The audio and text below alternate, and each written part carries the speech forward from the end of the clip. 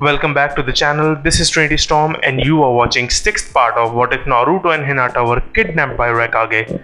If you enjoyed this video, please like, share and subscribe to the channel. Now wasting no more time, let's start the story. Everyone was watching with bated breath as Makoto Uchiha sunk her teeth into Tayuya's left arm.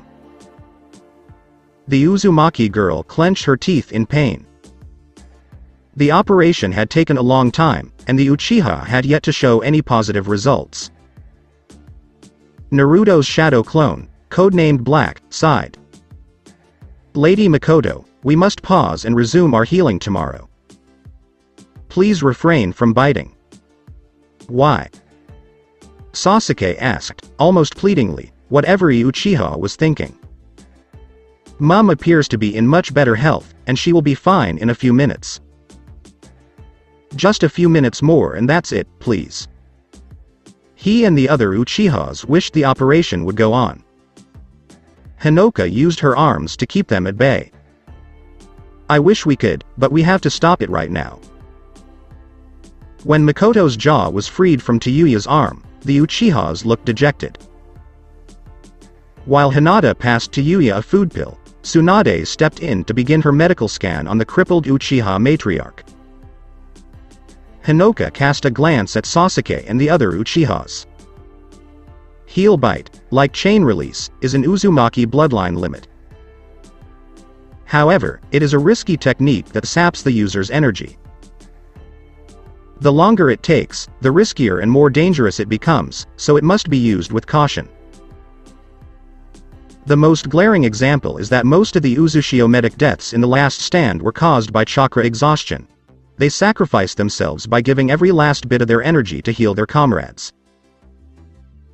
To be honest, I was skeptical when Naruto suggested using heel bite on your mother, despite the fact that she was Lady Kushina's best friend. But we agreed after he explained the deal and the benefits to the Uzumaki clan if the Uchiha matriarch is healed. Sasuke arched his brow. Deal? He now noticed the two Uzumaki girls had red hair instead of black hair when they returned to Konoha yesterday. Are they originally red-haired like Mum's genin teammate? What caused them to change their hair color? Later, we will meet with your mother. You should come because you are the heir to the clan. Hinata stated. Hitomi posed the question that everyone was thinking about. How are things going, sensei? Before the world's best medic could respond, the Uchiha matriarch rose from the makeshift medical table and attempted to stand without her crutch. Everyone, particularly Sasuke, gasped as Makoto slowly stood up, albeit shakily.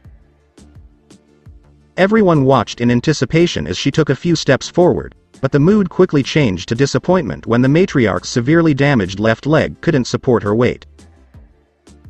She was about to fall when her sensei grabbed her arms and chided her. "Makoto. What are you up to? You must not do this." "I apologize, sensei. I just wanted to give it a shot. Also, thank you," Makoto said quietly, his face solemn. The Uchiha stood up again after accepting Hitomi's crutch, while listening to the world's best medic respond to Hitomi's original question. As you can see, Makoto's leg and back are still not fully healed. Everyone sighed in defeat, and many Uchiha's eyes welled up with tears, especially Sasuke's. However, the bone fragments in the spinal column have vanished. "I can't believe it, despite the risk, heel bite is truly amazing." People's eyes widened as they realized the main cause of Makoto's disability was no longer present. The healing had yielded some fruit, and the flame of hope had been rekindled. "But, Hinata, Tayuya, may I ask a favor? Please allow me to take over from here. I'm confident in my abilities. I'd like to correct my error." The Senju princess pleaded, her eyes determined. "I know you want to ask Makoto for a favor once she's healed, but please let me finish where I left off 5 years ago." Tsunade was addressed by the kind Uchiha matriarch. Please allow Sensei to do it. I will still consider whatever favors you seek. After all, Sensei is an Uzumaki, isn't she? Hinoka and Tayuya both nodded in agreement when Black looked at them. Okay, but Tayuya will accompany you just in case. Tsunade expressed her gratitude with a slight bow. Thank you very much. I'll make sure Shizune comes with me this time. And don't screw things up this time, Lady Tsunade. Tayuya, irritated, added her point. Everyone in the room gasped, and Black and Hinoka grimaced. Did she just utter the F word? Miki spoke quietly to Rei, Teka Uchiha's daughter. Everyone turned when they heard a sob and saw Sasuke crying quietly. That terrible night, the massacre. They had left a terrible scar on all Uchiha survivors, especially him. His father and many other Uchihas were murdered in cold blood, his mother was crippled, and those Uchiha children were orphaned as a result of Tsukuyomi. All of this was done callously by the man he idolized and used to call brother, merely to test his capacity.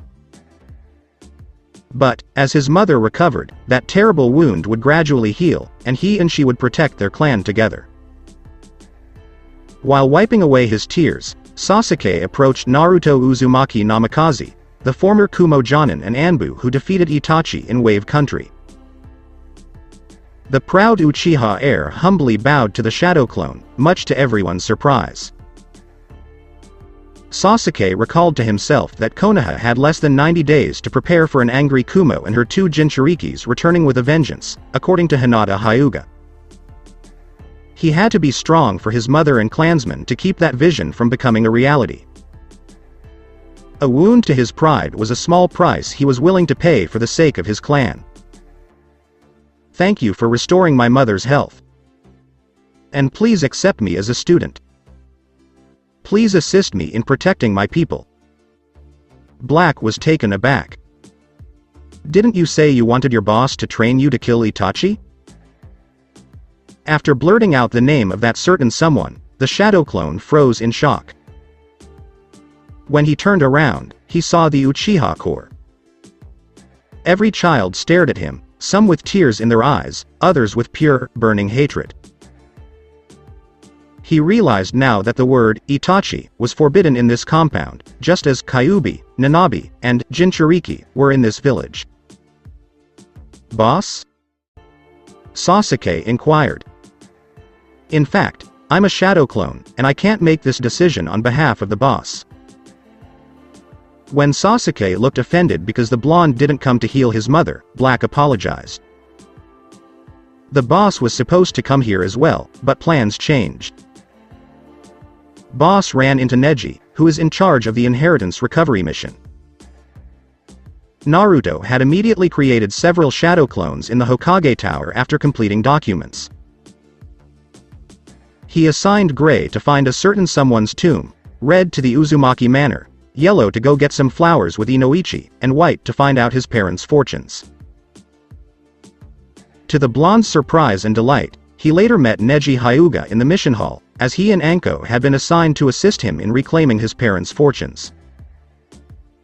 The Godem remarked that Anko had unique methods of persuading bank managers to cooperate. The blonde was irritated and perplexed by the Hyuga's attitude and talk of fate until he discovered the reason: the seal on his surrogate brother's forehead. When they saw Naruto's eyes flash like a thunderstorm, everyone in the mission hall, including Tsunade and the infamous Snake Mistress, took a step back. The blonde immediately created and assigned Black to accompany the slug Sanin to heal Makoto, while he coldly declared that he had a far more important matter in the Hyuga compound that he needed to personally handle. Before shining away, he told his busty auntie that he would meet them in the Konoha cemetery. It's best not to irritate Naruto for your own sake. Tayuya counseled Sasuke. Many people gasped once more when they heard the swear words. Hinata stepped forward. I'll forward your messages to him. A word of caution. Naruto is not in a good mood right now. Don't bother him right now or he won't agree to train you. However, I believe you will have an excellent opportunity to bring it up after he speaks with Fu at the party tonight. Tsunade, Makoto, and Hitomi all raised an eyebrow at the name. Fu? Sasuke inquired. Who is the girl on Team 8? What has this to do with her? I'm afraid I can't help you with this, as I couldn't help you with the chakra cloak and chakra balls. Only Naruto and Fu can provide you with answers to these questions. Only Makoto, Hinoka, Tayuya, Hinata, Hitomi, Tsunade, and Sasuke remained in the guest room, as everyone else was asked to leave, including all Uchiha seniors and a reluctant Hizashi. The Yellow Flash's son had better train brother Sasuke to avenge our families. Daisuke said to his fellow Uchiha corps members, who all nodded enthusiastically in agreement. I'll give him my Tauntaun piggy bank and some of my papa and mama's inheritance. Me too. I'll make use of my inheritance as well. All of the children agreed. They wanted to persuade Naruto Namikaze, who had defeated the murderer of their parents.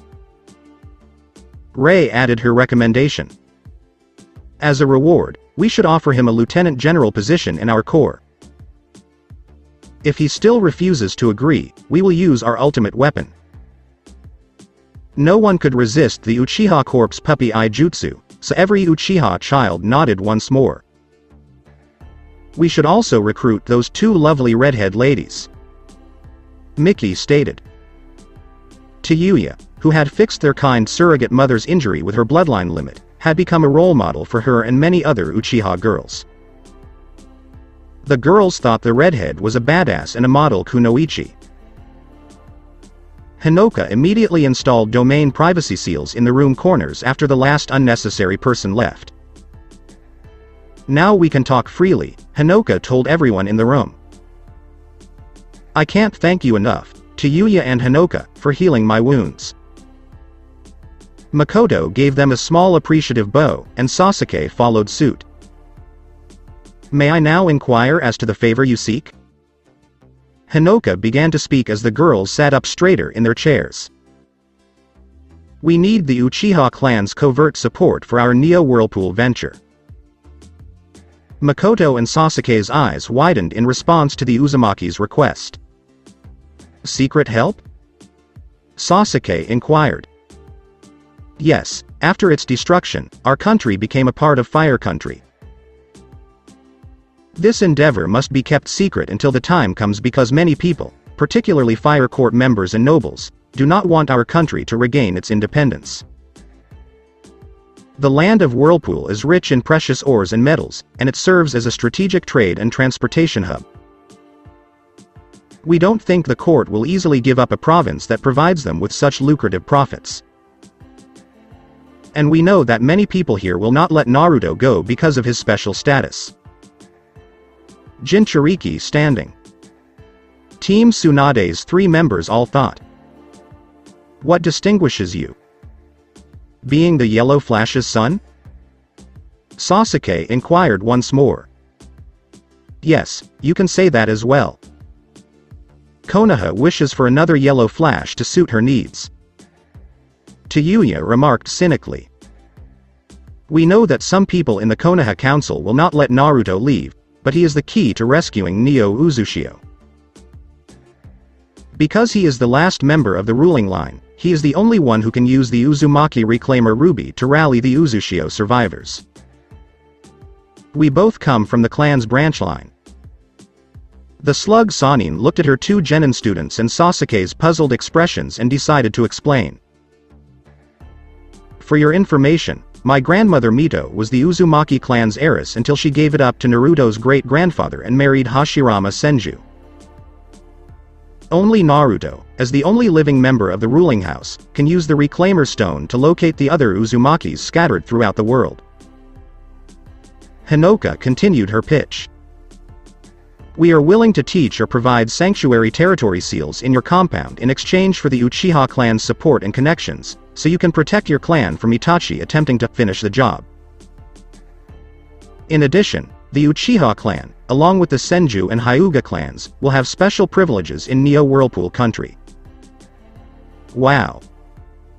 This proposition piqued Sasuke's interest, and he made his decision quickly. You have to agree to this, Mom. This has the potential to restore our clan's glory and make us even more powerful. He encouraged his mother before having an epiphany and turning to Hinoka and to Yuya. Can you please ask Naruto to train me for the sake of my clan? Quiet. You don't make rash decisions. You don't make important decisions like that. You must weigh its advantages and disadvantages. Makoto glared at her son, who fell silent. She turned to face the Uzumakis. This proposal is excellent, but it is too important for me to decide right now. Please allow me a few days to recover and consider it. Hinoka turned to face Sasuke after the two Uzumaki girls nodded. I will also relay your request to Naruto. Naruto may make some minor personal requests of you, but only after confirming the existence of a certain someone. To Yuya elaborated. But we'll get to them later. Tsunade was deep in thought. There was little information available about Izuna Uchiha, other than the fact that he was Madara's last living brother before being mortally wounded by Tobirama Senju. Izuna lived long enough to witness the birth of his daughter, Makoto's mother. When Sensei told us that Minato was Tobirama's grandson and Naruto hinted that Madara was behind the Kyuubi's attack 13 years ago, I can't help but wonder if Madara did it as retaliation for Tobirama's murder of Izuna. Madara, how are you still alive? And how did he learn of Naruto's birth? House of the Hyuga clan head. Hiashi was sitting at his desk, reading an Uzushio history scroll about her relationship with her sister village Konoha, while Naruto sat across from him, patiently waiting. Whirlpool Country's capital, Uzushio, was ruled by the Uzumaki clan. It was not a ninja village, but it was ruled by a Senju clan-related ninja clan.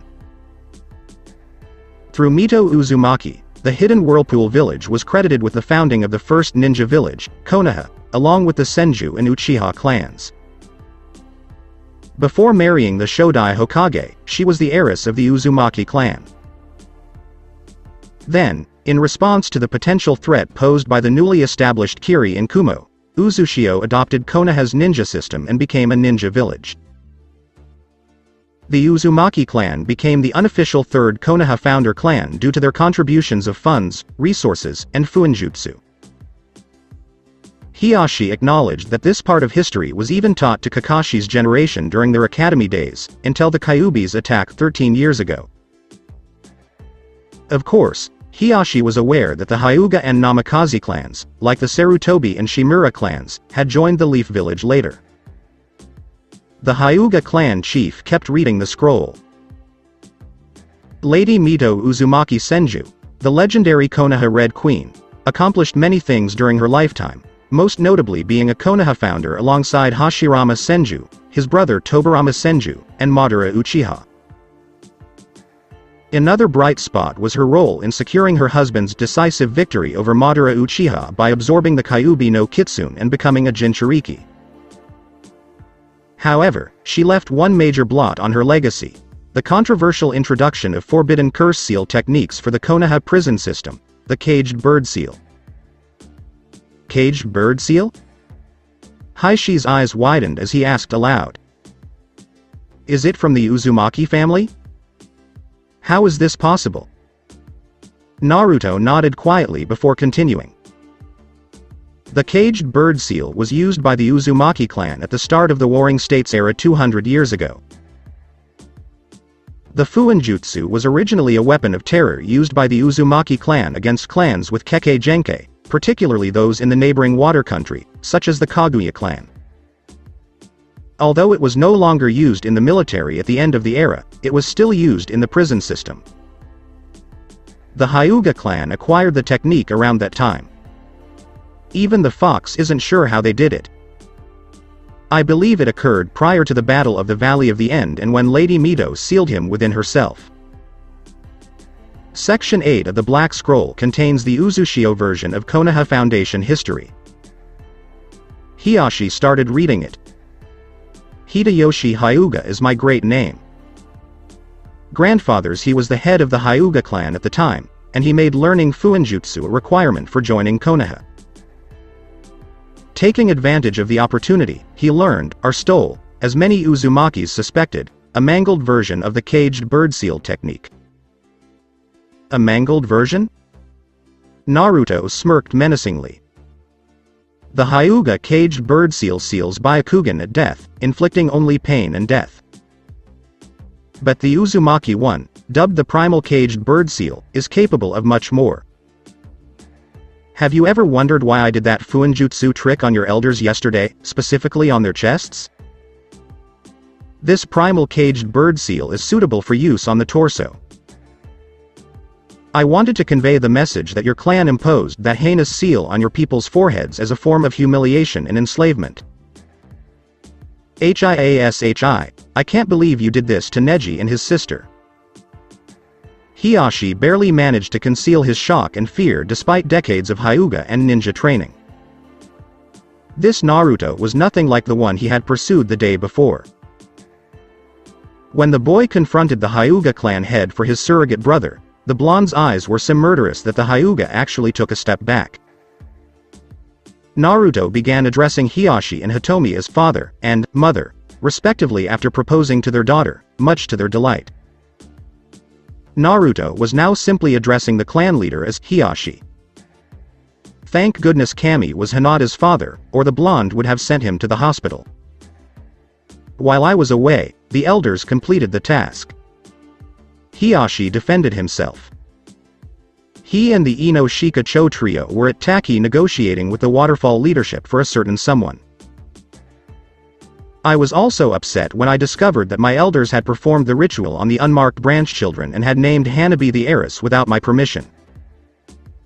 They said the traditions must be followed, and I have no control over the seals. So you didn't put that damn seal on Neji's forehead? Good. And I should talk to your elders, including those in jail. The blonde's face bore a sadistic and feral smile that sent shivers down Haishi's spine. But how come I didn't realize this seal belonged to the Uzumaki clan? And what is your claim about it? It was something the elders didn't want you to know. My guess is that you won't be able to use this stolen technique because of your twin brother Hazashi and your code of honor. They are afraid you will end this beloved tradition. The fox sees what I see, just as he did with Lady Mito and my mother. Naruto began to explain to Hiyashi what Kurama had said to the blonde. When the fox saw a Hyuga branch member being disciplined in the street and recognized the seal on that Hyuga's forehead, she shared Mito's horror and disgust. It was already too late. She had little influence over clan affairs because her husband Hashirama and brother-in-law Tobirama had both died. Using her influence, the Konoha prison discontinued the Uzumaki practice and replaced the binding seal. Due to the First and Second Shinobi World Wars, the Hyuga clan continued this practice with the silent consent of the Leaf leadership. The Kyuubi no Kitsune despised Mito for sealing him, but he had some respect for her, and he despised enslavement even more. Kurama watched the Red Queen die with regret through Kushina, believing she was responsible for the Hyuga branch members' suffering due to the caged bird seal she introduced to Konoha. Mito did not only leave the tailed beast to her successor Kushina Uzumaki, but also the task of ending the Hyuga's use of the seal. Hiyashi closed his eyes with a heavy heart after hearing the Jinchuriki's story. Lady Mito had no idea that the Third Shinobi World War would soon follow the Second War, and it would be the most brutal and bloody conflict in the history of the ninja world. Then your mother became pregnant, and your father assumed the mantle of Hokage to begin the rebuilding efforts. They both died that terrible night. When the office door was knocked on, Hiyashi said, "Enter," and Naruto quickly turned off the privacy seals. They were surprised to see the remaining 6 elders and many members of the main house. The Jinchuriki estimated that they numbered 32 people in total, accounting for 1/5 of the adult main house members. But why did they all appear surprised? What is the Kyuubi brat doing here? How on earth did he get here? We didn't see him enter the compound. Before bowing respectfully to their clan head, the Hyugas looked at Naruto inwardly, as if he were a stain on the office tatamis. What brings you here? Hiashi demanded to know why there was such a large presence. The elders were caught off guard by the question. How could they tell their clan head the true reason in front of the Kyuubi brat without incurring his wrath? However, High Elder Hideo Hyuga stepped in and spoke politely, calming the situation. Lord Hiashi, we are here to congratulate you on the marriage of your eldest daughter to Lord Namikaze, so we recommend that you rescind your order and allow Lady Hanabi to become the heiress. What exactly are you trying to say? Naruto asked, standing up and staring at the elder. His right hand was nearly at the hilt of his katana, daring the Hyugas to say anything stupid. If the elder suggested sending Hinata to the branch house, Naruto would personally teach him a lesson he would never forget: never mess with an Uzumaki. Hiashi set down his scroll and took a close look at his clansmen, especially Hideo. After Hiashi and Hisashi's father died before the Namikaze Hyuga incident, the 68-year-old man became the High Elder. This elder was cheerful, which put everyone at ease. Because of this ability, he was a good negotiator and the true power in the Hyuga Elder Council. He had frequently proposed a marriage between his grandson and Hanabi. However, both Hiashi and Hitomi privately felt this person was cold and calculating, reminding them of a certain bandaged Konoha elder. This man was not someone to be trifled with. Hinata is my firstborn. After all, it is her birthright. Without my permission, you named Hanabi my heiress in the first place, Haishi's firm response to them. Some of the Hyugas were fuming inwardly, but Hideo took a few seconds to continue his arguments calmly. No, Lord Hiashi and Lord Namikaze, I believe you both misunderstood what I said. The elder calmed them down with a friendly smile. Lady Hinata will be the matriarch of both the Namikaze and the Uzumaki clans. The burden of being the matriarch of 3 clans will be too much for Lady Hinata. We've been training Lady Hanabi in every aspect for years, and she's almost ready to take over as Hyuga clan leader. Your 2 daughters, Lord Hiashi, will work well together to strengthen the alliance between the Namikaze Uzumaki and the Hyuga clans. His words surprised Naruto and Hiashi, but several Hyugas in the room did as well. When they wanted to speak up, the elder made a motion to keep them silent.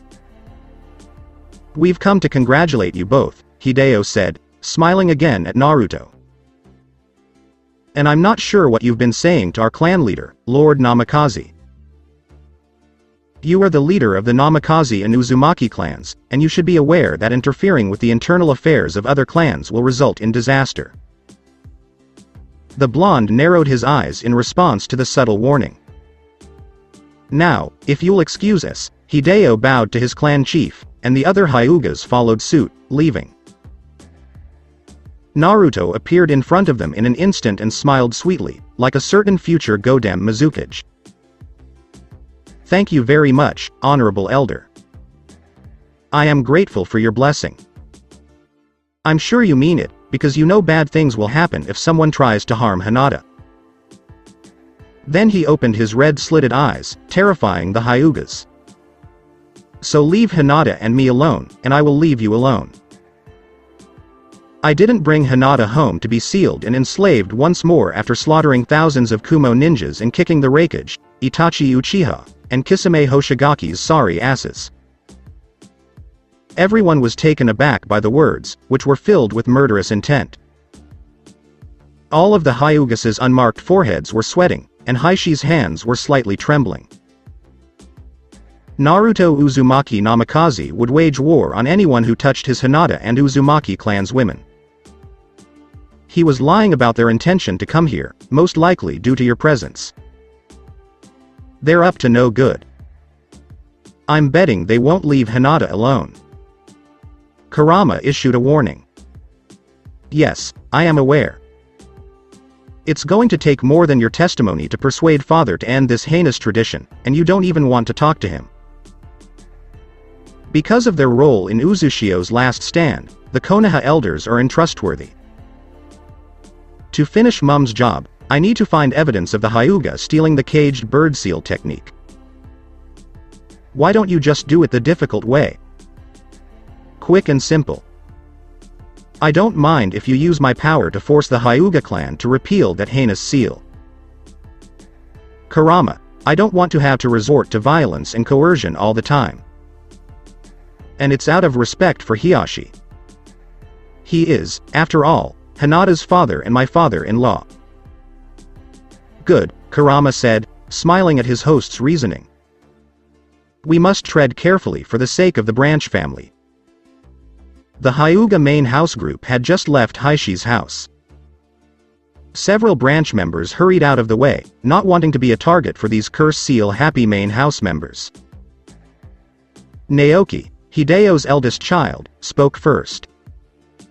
Why did you say that, father? Why did you give your blessing to that jerk? We were supposed to tell Hiashi that he had to follow the traditions just like his father. Nobody marries outside of the clan unnoticed. In the presence of the person who defeated Itachi Uchiha and Kisame Hoshigaki at the same time. In the presence of that Kyuubi brat, I'd have to have a death wish. Hideo retorted angrily. But this is a family matter. It's none of his business, and he can't help himself. Eisaku, a young main member, interjected. Yeah. The other young members joined in, while the elders all looked a little nervous. Even the main house's younger generation is unaware of the secret of our tradition. But the less people who know, the better for the clan. Hideo pondered. I hope the brat doesn't find out, or the clan will be shattered. By the way, what was the Kyuubi brat talking about with Hiashi? An elder inquired. We're not sure, but we'll find out. Hideo responded. And I don't think it's worth branding Hinata because I'm afraid the brat will be able to remove the caged bird seal. Everyone exclaimed. Impossible. I hope so, but after what he did yesterday. When Hinata becomes the next clan head, she will undoubtedly ask her husband to remove the seals and abolish our traditions. The High Elder came to a halt in his path, turned to face everyone, and spoke. We need to buy time in order to prevent Hinata from marrying the Kyuubi brat or becoming the next Hyuga clan head. Tell everyone in the branch that they are not allowed to approach the brat, and don't let Hiashi and his family find out. How about Hisashi's family? Naoki inquired. Because they were together before the abduction, Neji is like a brother to the brat. His family has been invited to the party, and I've heard that both Hokages have assigned the brat and the false heiress to Neji's unit. Then inform Hisashi and Neji that if they cross the line, their family and colleagues will suffer the consequences. Something tells me the boy is planning something. Hideo expressed concern. Maybe we should talk to him about it. He might be aware of what the brat is up to. He is untrustworthy, but he might be able to assist us. Sato Kumogakure. The Raikage and the rest of the Kumo leadership were watching a huge TV in the council chamber that showed a classified remote location in Lightning Country that only they knew about. Naruto had no knowledge of this location or the project involved due to the compartmentalization policy. The director of Kumo Research and Development Division was shown on the screen, picking up his microphone. Gentlemen, the 44th Hell Storm test will begin in 1 hour. Professor E addressed his audience. Slowly, the large mountain gates behind the professor opened. Teroi, the local commander, and over 100 Kumo ninjas marched out, escorting a massive machine with 3 cannon muzzles to a railroad. We have to finish it before the Chunin exam final in Konoha. Naruto provided the scar-faced Raikage with a feminine voice. Normally, all of the counselors would secretly laugh at their Kage's girly voice, but the situation was too serious. The weapon designer furrowed his brows. Why is it now? According to the plan, isn't the weapon supposed to be used against Iwa 4 years later? Dodai, the 3 Jinchuriki's former chief drill instructor during boot camp, stepped in to explain. We have no choice but to rely on this after the disappearance of the 2 Kumo-loyal Jinchurikis, B and Yugito. We've also learned that 2 of Naruto's girls are from the Iwa leadership. Everyone's expression darkened. The Raikage considered killing H after learning that Naruto had seduced her with a date so that he could take the 2 girls under his wing. The Kumo leader couldn't assassinate the director of the slave and breeding program because he needed to save every ninja he could find.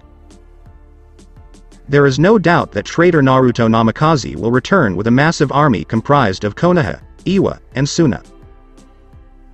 The army will be even bigger than the one that annihilated Uzushio. Fortunately, this time, Leaf is busy hosting the Chunin exam, so we have some time to prepare. A Kumo counselor added his voice. E scowled. Then Hellstorm has to be ready before the Konoha Chunin exam final, which is in less than 7 weeks. That, I fear, is impossible. The Raikage yelled and smashed his table. I care not. Get it done or I'll kill you. The professor, on the other hand, did not even shiver. Lord Raikage, killing me will only make matters worse. Have you and your counselors not learned your lesson from the first time you kidnapped the son of the Yellow Flash and the Hyuga heiress? This almost cost our village and you your life. Your impatience will not cost us Hellstorm, our final trump card. The elderly ninja spoke in a dangerously low tone while calmly pushing his glasses up with his left middle finger. This blatant disrespect was not lost on the audience, but they said nothing because he possessed the power and intelligence to back it up. C stepped in to calm the Raikage before he could roar again. Is it possible, sir, if we focus on developing one of the 2 modes? E smiled after a brief thought. Yes. Which is it? While the Kumo leadership was debating their crisis, something was approaching Lightning Country with an offer to solve their problem. A flying temple with flags and a music note was sailing through the clouds quietly and quickly, straight to its destination. Chomei predicts that he will arrive soon. I'm so excited to see him. Fu exclaimed with glee. Who? Shino inquired as he trailed her. Naruto. Kurenai Yuhi and Sai, their sensei, trailed behind them. The team was jumping from roof to roof on their way to the Konoha cemetery, having just completed another D-rank mission and being released. The Jonin instructor smiled as she looked at her 3 students. Her team had performed admirably. To the surprise of all Konoha Jonins, their teamwork was even better than her boyfriend's Team 10. 3 years ago, the Genjutsu mistress was surprised to receive a long-term S-rank assignment from the Hokage and the slug Sanin, serving as guardian to this teal-haired girl after returning from her 3-month duty at the dangerous Western Garrison. To her surprise and honor, she was the first non-Jonin to learn about Fu's special status. She was a Jinchuriki. Everything made sense to the Kunoichi now, such as when she saw a shopkeeper refuse to sell the girl groceries. Kurenai, on the other hand, did not share the common stupid sentiment against Jinchurikis because both her sensei and her son were Jinchurikis. Kurenai quickly grew fond of the girl's cheerfulness and upbeat demeanor, and they quickly became sisters in all but blood. The Jinchuriki quickly became popular among Kurenai's friends, particularly Anko. Kurenai thought it was not surprising to see Fu and Anko bond so well because of their mutual social status in the village. When the teal-haired girl arrived in the Leaf Village, she was desperate for friends her age. Kurenai then turned to look at her two male genin students, Fu's first Konoha friends. Shino Aburame, the heir and pride of the Aburame clan, was a track and capture specialist. With his intelligence and logic, the bug user was the team's brain. He was quiet and emotionless, like a typical Aburame, but the boy was compassionate on the inside, as evidenced by his well-hidden desire to protect his teammates, especially Fu. Because of their interactions with insects, the Aburame clan was not well received by the majority of the villagers. As a result, Shino understood Fu's feelings of unfair treatment. Kurenai, on the other hand, suspected it was more than just a shared sense of exclusion. Sai, a Tonto user and reconnaissance specialist, had the annoying habit of giving most of his peers unfavorable nicknames and speaking insensitively. Sasuke Uchiha was his most unfortunate victim, earning him that dickless moniker, much to the amusement of Asuma and Anko. But, most importantly, something was wrong with this boy. His background was left a complete mystery, save for the fact that he came from an orphanage. Sai had the lowest academic standing in the team, but his abilities shone through when he effortlessly dispatched the team's targets in bandit sweeping missions. The boy's actions saved his teammates, but the Jonin was concerned. Something told her she needed to keep an eye out for this genin, just as the third and the slug Sanin had told her to keep an eye out for a certain warhawk. Kurenai had to put her ruminations aside as Team 8 arrived at the Konoha cemetery. They were taken aback by the presence of tens of thousands of leaf denizens. My goodness, the majority of the villagers have arrived. Kurenai looked around the crowd. There was little room to move, and many ninjas were perched on trees for a better view. The crowd was as large as it had been for Yondaimi's funeral 13 years before, and more people were arriving. Fu waved greetings to her carpenter friend Geno, who smiled and waved back. Look. He's arrived. A villagers gestured to her left. Everyone turned to see a small group of people walking towards the final resting place of Minato Namikaze and Kushina Uzumaki, who were buried next to each other. The son of the Yellow Flash stood in front of the group, flanked by the Hyuga heiress. Kurenai thought to herself as she looked at Naruto Uzumaki Namikaze, Sensei's son. They were followed by the two Uzumaki sisters, the third Hokage, the slug Sanin, Hitomi Hyuga, and Makoto Uchiha. Naruto was dressed in Uzumaki armor with a katana strapped to his back, while the others were dressed in lovely kimonos. The boy's expression was solemn and sad. The women carried flower bouquets in their arms. The regal and sad aura emanating from the Namikaze quieted the cheering crowd. People quickly made room for the blonde on his way to his parents' graves. Fu wanted to approach and greet her fellow Jinchuriki, but she couldn't because she saw her fellow Jinchuriki's eyes were filled with deep and overwhelming pain. When he walked past the team, the blonde turned his face to Team 8, nodded, and gave Fu a genuine warm and acknowledging smile. What became of him? Fu inquired of her tailed beast companion. Konoha irritates him greatly. Minato and Kushina made the ultimate sacrifice for this village, only to have their fortune stolen and their home burned. Not to mention that the Uzumaki clan has long been forgotten in Konoha history, and her possessions have been stolen. Chome elaborated. Don't tell your teammates about this, by the way. Above all, don't tell them about the Kyuubi.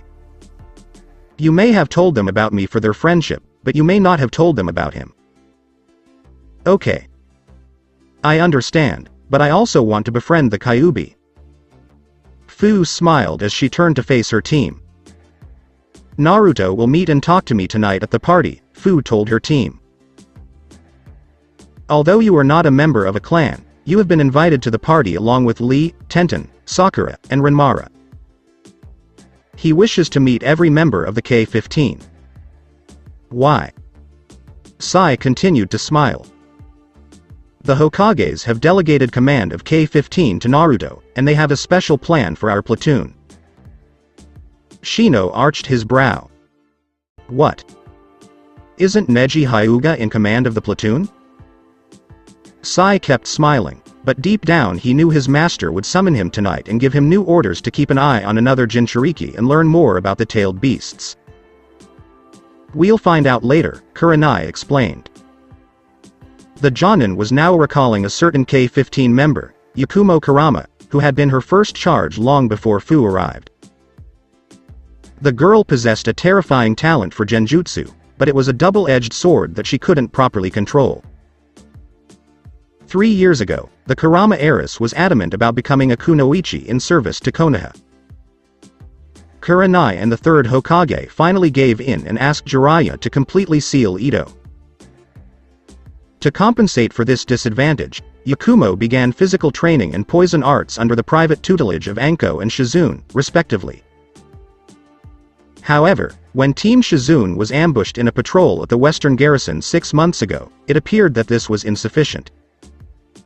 Yakumo's knight in shining spandex saved her from becoming a casualty in the front.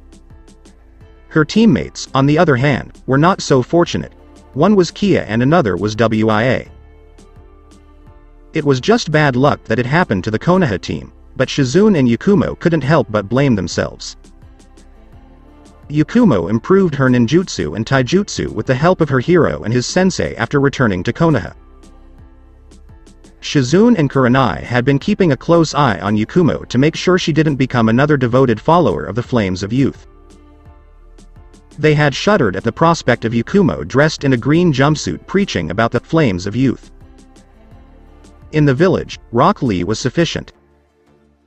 If Yakumo hadn't had her power sealed and had been able to use it properly, the team might have survived that fight against 10 Iwa ninjas. Kurenai pondered. She is a genjutsu prodigy, possibly on par with Itachi Uchiha. It's a shame she couldn't use her talent, but that's all Lord Jiraiya could do with his Fuinjutsu. The genjutsu mistress' thoughts returned to the day before, when she, Asuma, Anko, and a slew of other Jonins had gathered in the Jonin bar to hear Kakashi's account of his wave mission. It started as a C-rank mission, then advanced to a rank, and finally to S rank. Everyone's jaw dropped when Hitaki described his team's encounters with Itachi Uchiha and Kisame Hoshigaki, and how they all survived. It would have been impossible for anyone, including Kakashi, to survive in the face of two of the world's most dangerous missing nins, but Naruto, Hinata, and their people defeated the duo with the legendary Uzumaki Fuinjutsu. Naruto's Fuinjutsu is stronger than his parents' and Lord Jiraiya's combined. He must be a Fuinjutsu genius unlike any other, and he may have a solution to Yakumo and Anko's problems. They are deserving of a second chance in life, just as Fu was in Konoha. I'll ask for his assistance. Kurenai Yuhi made a decision. Back in the present, Naruto and Hinata knelt in front of the gravestones of Minato and Kushina, and all the leaf ninjas and villagers bowed their heads in respect. Hinoka stepped in and placed a privacy seal to prevent people from listening in on their prayer to Minato and Kushina. Dad and Mom. I wish I could have come to see you sooner, but... To cut a long story short, my fiancé copyrightee and I were kidnapped 10 years ago. Do you know who was to blame for this? Kumo. Dad made a huge mistake by allowing Raikage to live. Konoha should have texted Kumo after they attempted to kidnap her. Anyway, we arrived home yesterday. I almost forgot to mention my fiancé copyrightee, Hinata Hyuga. She is the daughter of Hiyashi and Hitomi. You two wish we could be friends, but we've become much more. Naruto shuddered as he remembered Hiyashi nearly castrating him the day before. The blonde calmed down and allowed Hinata to pay her respects to her in-laws. Hinata spoke softly as she placed her flowers on the two gravestones. Thank you for introducing me to Naruto. I wished I could have met you and addressed you as father and mother. She examined Kushina's gravestone. Mother, I remember your final words to Naruto. I hope you don't think I'm strange, but I adore your son just as much as you do. I sincerely hope you will accept me as your daughter-in-law. I promise to look after him for the rest of his life. Hitomi's turn had come. I can't thank your son Minato and Kushina enough for saving my daughter and bringing her home safely. Remember when you promised Hizashi in your Chunin exam final match that you would one day change the Hyuga clan?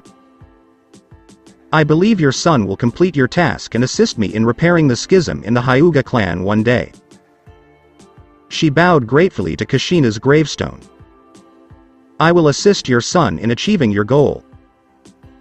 The support of the Konoha clans is clearly insufficient, and I will advise your son to seek out Whirlpool's former best allies.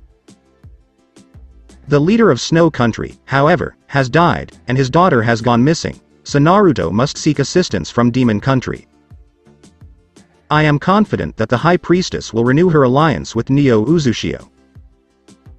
Hinoka bowed after she placed her flowers. Thank you, Lady Kushina and Lord Minato, for saving my son. The chain user concentrated on the Red Death's tombstone. Lady Kushina, according to your file, you and Daimeda were the two war heroes on the Kiri frontline during the last war. Dai was the one who decimated the elite Kiri 7 swordsmen, and you, Lady Kushina. In retaliation for the Uzumaki clan and Uzushio, you mercilessly slaughtered both Kiri advance battalions, totaling at least 1,000 soldiers. Your actions in Fire Country halted Kiri's invasion, earning you the nickname Red Death. I admire you and promise to become the Red Death's second coming. Tayuya expressed her deep gratitude to Naruto's parents. I am grateful that your son discovered me in the slum and welcomed me into his family. I don't have chain release like you and Hinoka, but I swear to Kami that I will become a fearsome kunoichi like you, making every enemy piss in their pants when they see me. I will resurrect our country's Whirlpool. After Sandame and Tsunade paid their respects to Naruto's parents, it was Makoto's turn. Many things have happened since your death, Kushina. Kumo kidnapped your son and Hitomi's daughter, but they have returned home safely. The Uchiha took a moment to reflect on her older son. But Itachi could never return, and he could never live a happy and secure life. And do you remember Izumi, the Uchiha girl you adored? She was socially crippled after being struck by Itachi's Tsukuyomi. Except for me and Inoichi, she is terrified of everyone and hides away at home. Inoichi claimed that the Tsukuyomi she was experiencing was a result of her happy family life with Itachi. They could have been a nice couple, but our clan's folly ruined their happiness. Makoto closed her eyes, remembering Itachi and Izumi together in the past, even though she was saddened that her son sometimes hurt the girl. She had been thinking about Uzumaki's Whirlpool proposal before arriving at the cemetery. Sasuke, her younger son, still had a long way to go before becoming the next Uchiha clan head, and he had no idea that his support for Whirlpool would cost the Uchiha clan friends in Fire Capital. Even for her best friend, the Uchiha matriarch would normally hesitate to agree to such a thing. This would jeopardize the clan's interests, and it was her duty to prioritize the clan over personal feelings. But not in this case, because Makoto had made her decision and indulged in a little selfishness. Itachi's sacrifice allowed many Uchihas to survive the purge, and he deserved something in return. I will assist your son in his Neo Uzushio quest. After all, it was your dream as well. I hope I'm not asking too much, but I'd like to lease a remote Whirlpool island and have it protected by Genjutsu and Fuinjutsu. Everyone deserves to be happy, and I'd like to give Itachi and Izumi a second chance. Danzo Shimura stood silently in the crowd, watching the group pay their respects to the Yondaime Hokage and the Whirlpool Princess. The root leader was flanked by his most elite agents, one from each of the Aburame, Yamanaka, and Hyuga clans. It wasn't difficult to recruit the Hyuga 13 years ago, much easier than the Hitaki, thanks to 3 little magic words: caged bird seal, and its origin from the Uzumaki clan. The Hyuga elder had attempted to assassinate Minato and Kushina's son shortly after he was taken into Haishi's custody 13 years ago. Needless to say, the Konoha leadership was stunned and enraged, and Inoichi Yamanaka later discovered that the seal and its origins were the motivation for the attempted assassination. It was bad enough that the enemy villages had put the baby in their bingo books with a top bounty, but things got worse when the boy's life was threatened within the village walls. The Uchiha clan was already a major issue due to their suspected involvement in the Kyuubi's attack at the time, and the Leaf leadership couldn't afford another major clan causing problems. Hiruzen and his 2 advisors were concerned that the Hyuga clan would split and endanger Minato's son if both the main and branch families discovered the secret of their traditions. As a result, they decided to keep this information hidden even from Hiashi, and Inoichi swore to keep it hidden. Given his friendship with the Yondaime Hokage, it was a golden opportunity for the root elder to make his own use of the secret and bring word of this discovery to a certain Hyuga Jonin. The shocking revelation and proposition had the expected result. The Hyuga branch member joined his organization because they shared a common goal with the boy. As Minato's best friend, he had expected his Hyuga agent to join the boys' group instead of standing there idly watching them pay their respects to the deceased. He also had a secret crush on Kushina during their academy days. The elder was well aware that the Hyuga had a crush on the Uzumaki, and he even kept a torch burning for her even now. The Hyuga was too ashamed to confront Minato and Kushina in their graves because he had betrayed his best friend's trust by breaking into the Namikaze's estate, stealing their scrolls, and torching the house. The Shimura had approved Hyuga's proposal because the end justified the means and it was required by Konoha. When her Jinchuriki, as well as the potential second Yellow Flash, was kidnapped while tensions with Iwa were high, the village was in an unprecedented crisis. Any proposal carefully wrapped in the blanket of good for the village was usually granted approval. When the village could benefit overall, even if there was some questionable personal gain, the proposal became acceptable. The desperate father would go to any length to save his children and descendants from an eternity of servitude. That made him more manipulable, just like the Nanabi Jinchuriki who craved friendship. Vultures, no, hawks, are drawn to desperation. This was the father's second and final chance, and he would unquestioningly assist the root leader in achieving that goal in exchange for releasing the eternal shackles that bound his family and people. The Namikaze Hyuga incident had ruined their special plan for the Kyuubi Jinchuriki 10 years before, but the boy had returned as a perfect Jinchuriki, far better than he had hoped for in his original plan. Better yet, he brought back a goldmine of Uzushio secrets as well as 2 backup Jinchurikis, one of whom possessed an intriguing ability. His Hyuga agent had informed him of what had actually occurred in the Uchiha compound, as well as how the Uchiha matriarch had recovered. The crippled elder looked at Tayuya with unusual interest, his mind wandering to the right side of his body. The Hyuga main member arrived at his house an hour ago with an invitation to the Hyuga compound for the party tonight. The elder had already received an invitation from the clan matriarch, but this one came with a special purpose from the remaining 6 elders. Something was going on inside the compound, and he suspected it had something to do with the caged bird seal, the Jinchuriki boy, and his announced engagement to the reinstated Hyuga heiress. It became complicated because of his business with the Hyuga agent next to him. But the root leader was willing to go to any length for Konoha, even associating with both sides without their knowledge. He could carefully observe and exploit the Hyuga infighting that would bring in the Kyuubi Jinchuriki. Danzo came to the conclusion that it was time to start making plans. Tomorrow morning, he would travel to Fire Capital with his 3 elite agents to meet with his Fire Court friends and the daimyo's heir, all of whom shared his thoughts on how to run their country, village. Hiruzen and the Senju princess are both idiots. They refuse to do what is necessary for the Nanabi while the threat of war looms. And they'll let the Uzumakis, particularly the boy, leave Konoha once Kumo is dealt with. This is ridiculous. Don't they want Konoha to be prosperous and powerful? How many more stupid acts are they going to commit? The Konoha's darkness then turned to face his two Jinchurikis. Letting the Kyuubi and Uzumakis go is a fool's gambit. I'll go to any length for Konoha. You can't just leave, boy. We own you, Jinchurikis, and we will always own you. Sandaime Hokage Hiruzen Sarutobi. Special Jonin Rado Namiyashi sat in his command chair, reading the instruction scroll and carefully checking the signature for a third time to ensure that the order was genuine. He needed to be certain that this particular order, even if delivered by an Anbu, was truly from the Sandaime. The only punishment for shutting down the firewall dome barrier seal array without the Hokage's permission was death, slow and painful.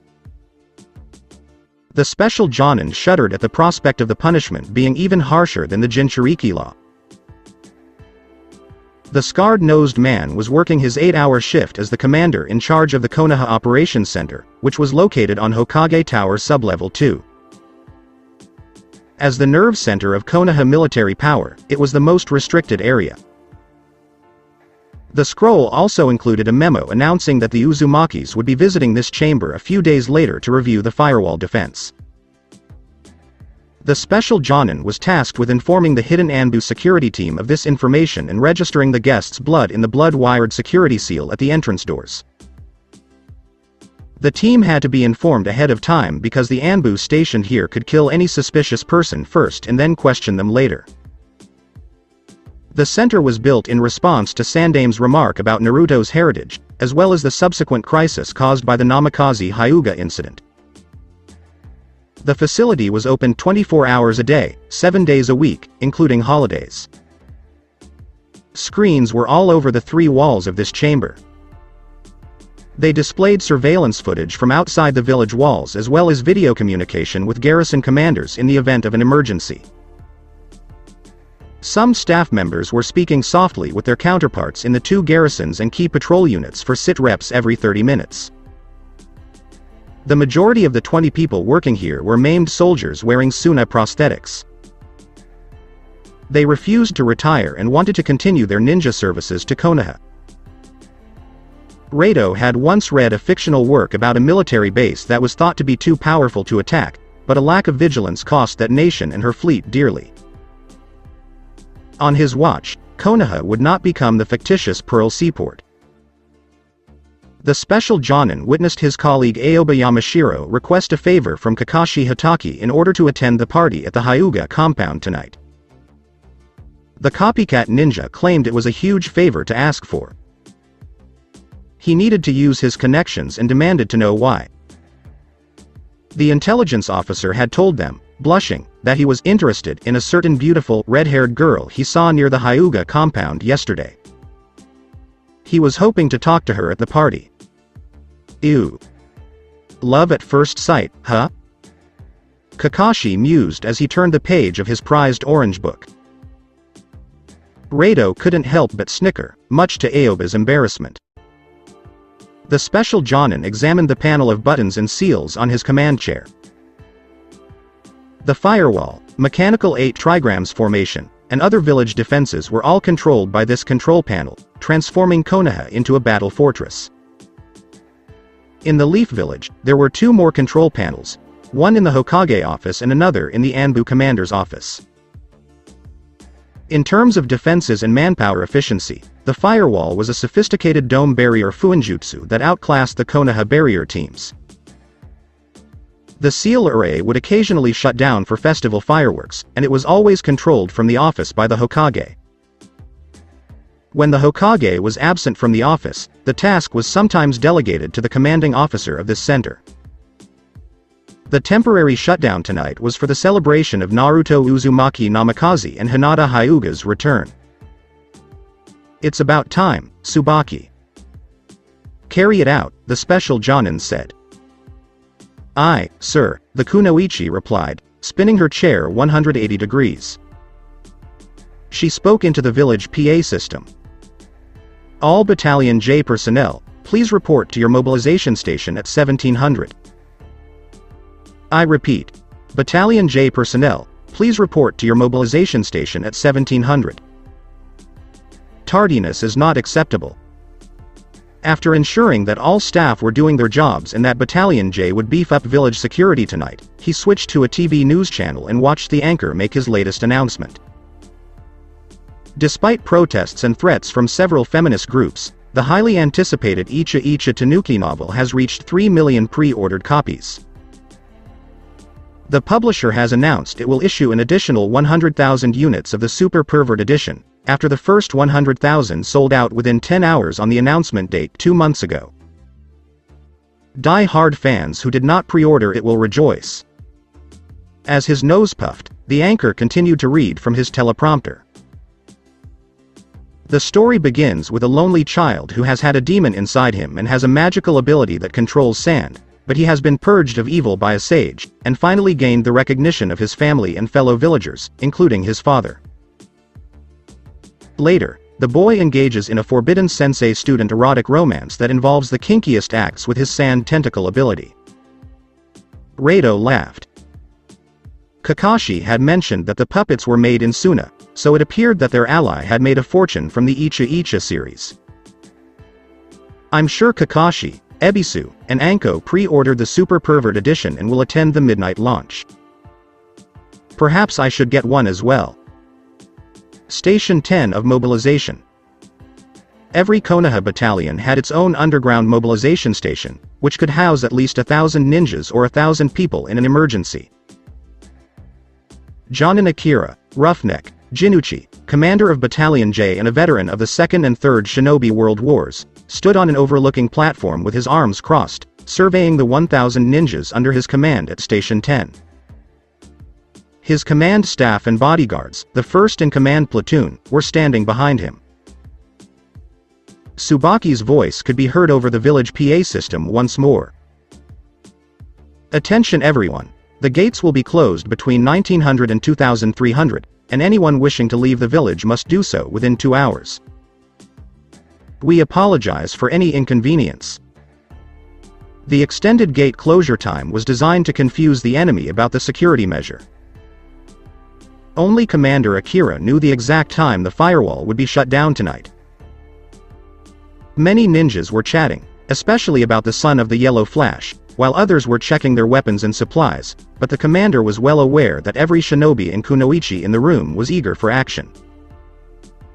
It's now 1700, and his team has confirmed that everyone has arrived. The Jonin turned around and nodded to his XO kunoichi, who nodded back with chakra in her voice. "Attention." Everyone stood up and began walking slowly towards the platform. According to the screen, the 2nd, 3rd, and 4th platoons help secure the eastern, southern, and western gates, respectively, while the remaining platoons meet with the patrol units at the village border. Everyone's attention was drawn to the huge station TV on the wall when it came to life. The screen displayed 12 spots, each with a number on top of it. Chunin platoon leaders learned their patrol routes quickly.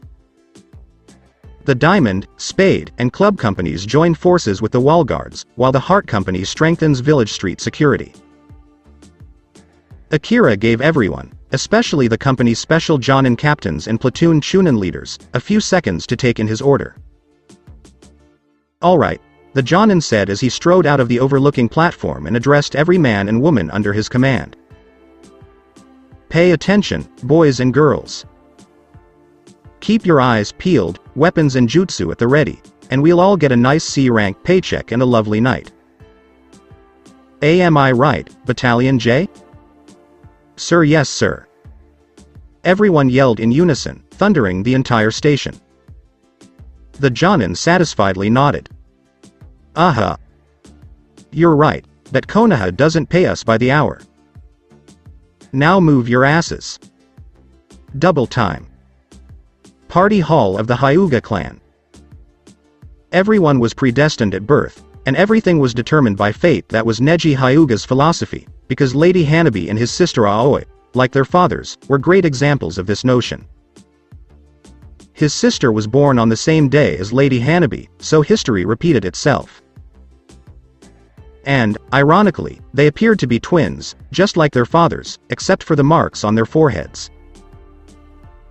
On Lady Hanabi's third birthday, he and his sister, along with the other unmarked branch children, were branded with their caged bird seals. When the elders placed the damned seal on his forehead, he persevered and gritted his teeth in agony, but his little sister's cries of agony finally broke him. Despite the seal on her little forehead, Aoi remained outgoing and joyful, much like Lady Hanabi.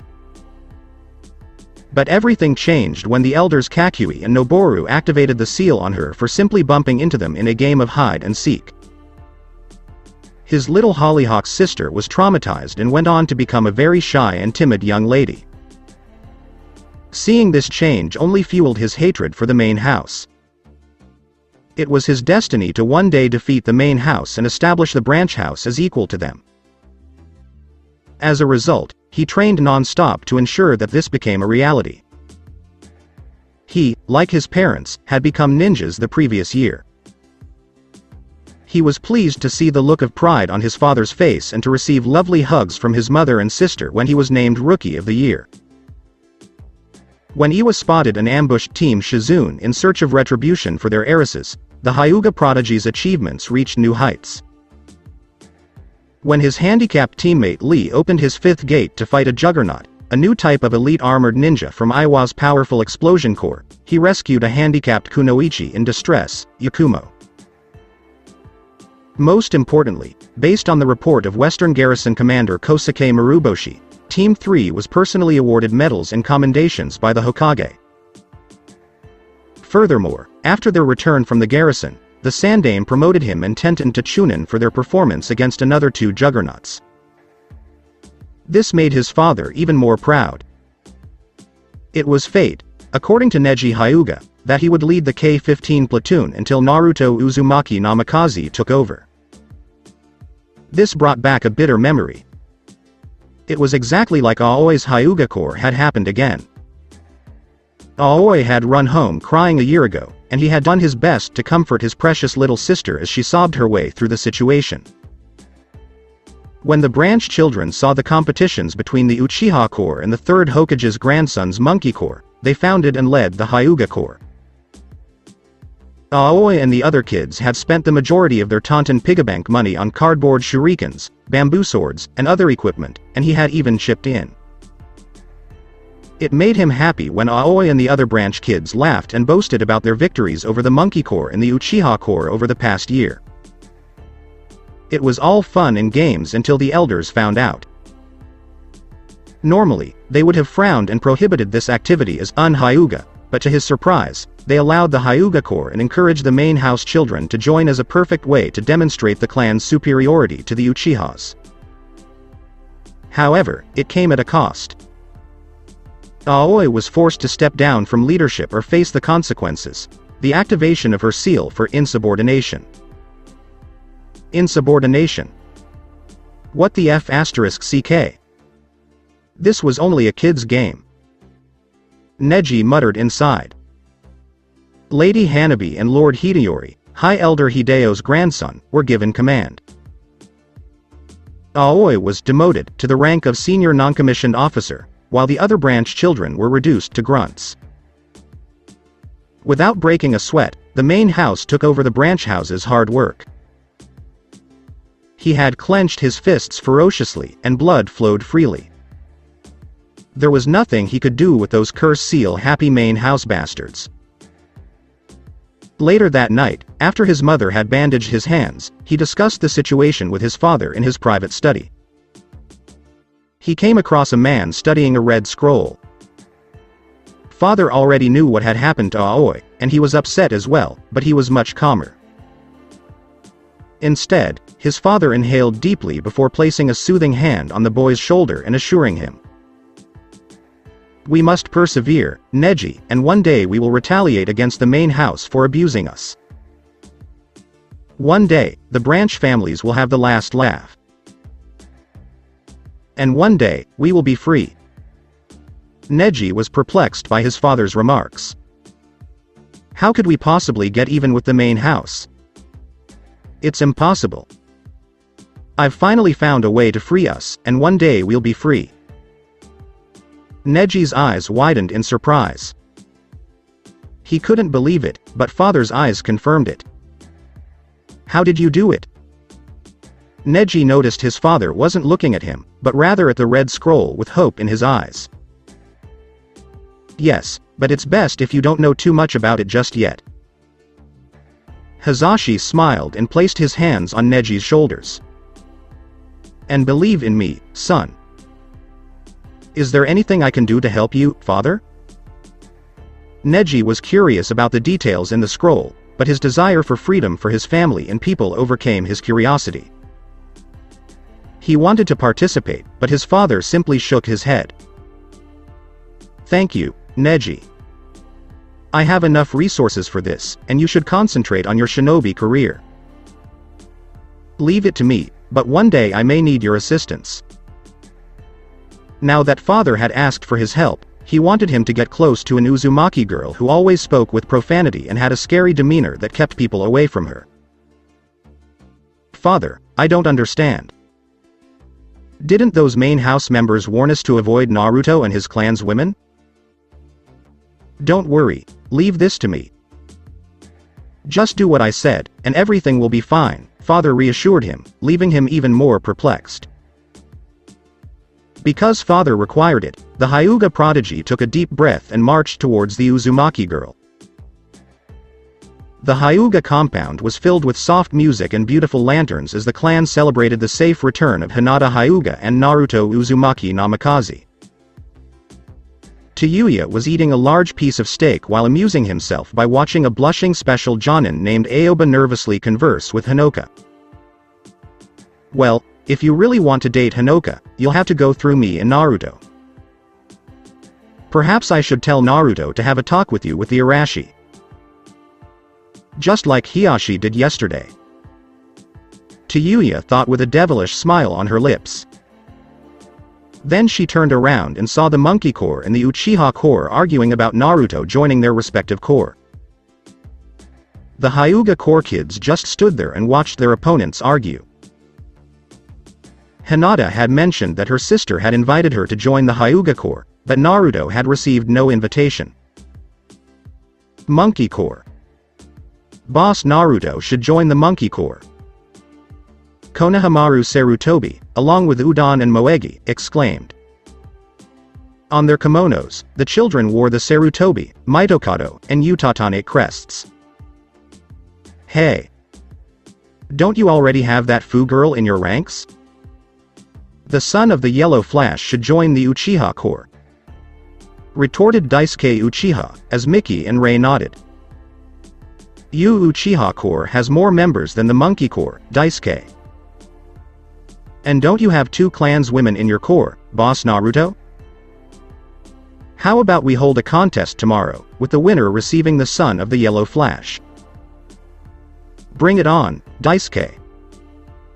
We will triumph this time, and Boss Naruto will be in the Monkey Corps. Exclaimed all 3 Monkey Corps members. Tayuya raised an eyebrow when he overheard the Sandaime Hokage's grandson's words. The boy was one of the few who did not refer to Naruto as the son of the Yellow Flash. That brat was intriguing. There were also clan heads with their spouses and children, as well as other high-ranking ninjas, such as that mummy Danzo, who sipped sake quietly in a corner alone. There were also a lot of people outside the Hyuga compound trying to get in, and Tayuya was certain that despite Naruto's engagement to Hinata, there were still a lot of fangirls out there. Because the entire Konoha leadership was present, security was extremely tight. There were 3 layers of perimeters around the Hyuga compound, with regular ninja patrols, Anbu, and Hyuga branch members. These people, or at least the snobbish ones, had all come here for the son of the Yellow Flash, according to Tayuya.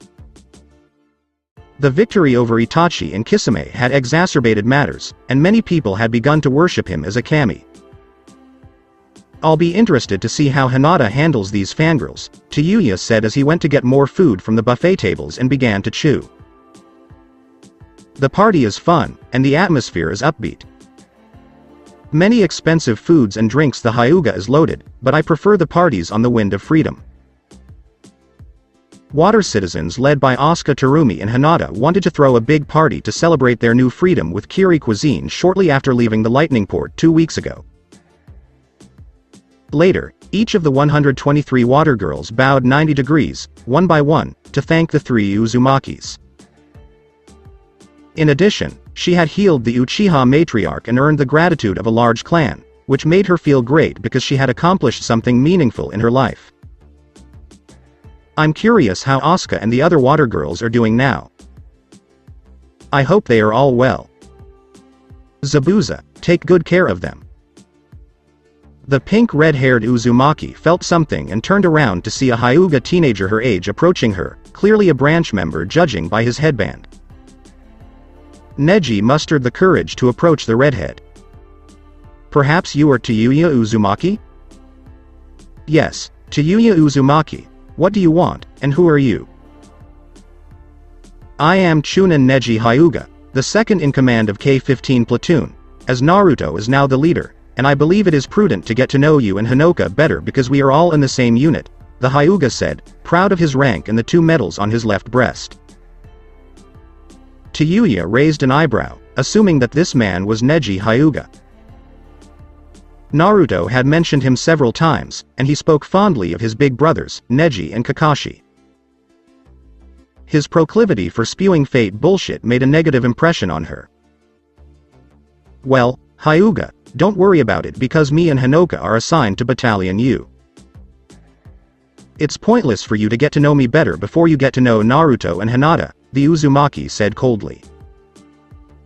Neji's eyes widened slightly in surprise. However, I was present when the Hokage personally assigned you, Naruto, and Hinoka to K-15, so why the change? After you left for Naruto's inheritance recovery mission, he requested that the Hokage reassign us to another unit on the grounds that we shouldn't put all of our eggs in one basket. She had wanted to end this conversation and tell this Hyuga to fuck off, but she was curious about one thing. Would you mind telling me how Naruto's inheritance recovery mission went, Hyuga? The Hyuga sighed inwardly, relieved that the conversation could continue, and began to describe his mission. Well, we have confirmed the civilian councilors guilty of embezzling from the Namikaze and Uzumaki accounts, and we have seized their assets and businesses, including those of the Haruno family, he said, turning around to face Sakura Haruno, who was at the party with the other K-15 members, and Tayuya followed suit, seeing the pink-haired girl they met in Wave Country. Neji went on. Her parents' accounts have also been frozen for further investigation, and they have lost their jobs at the councilors' department stores, which the Godem Hokage has ordered to be transferred to Naruto's name and will be managed by new people. He didn't need his Byakugan to know Sakura was depressed and trying her hardest to smile at the party, despite the fact that her Uchiha crush and friend, rival Ino Yamanaka were both there. I see. Life will be very difficult for her, Tayuya said, looking at Sakura from a distance. Despite the fact that her family's wealth was derived from Naruto's stolen inheritance, she pitied the pinkette. Until her parents' accounts were cleared, which could take a long time, the pink-haired genin would be her sole source of income. It was difficult for a genin to support their family on their own, let alone a new genin. Tayuya didn't have a family until Naruto and Hinoka found her, but she knew how difficult it was to make a living. Well, thanks for bringing Naruto's inheritance back so quickly, Tayuya said, gently patting Neji on the left shoulder and smiling. Neji found her smile appealing and he became flustered. She wasn't aware of it. There's no need to thank me, Uzumaki. It's fate's decree, after all. Tayuya's mood changed, and she gave Neji a hard look that surprised him. Not this fate crap again, she grumbled. There is no fate but what we make, Hyuga. It was Lady Tsunade who handpicked you and Anko for the task, and she trusted you both. So tell me, are your rank and medals handed to you on a silver platter by fate, or did you earn them? So screw fate. I should give you a piece of my mind for saying to Naruto that everything bad happened to him was fated.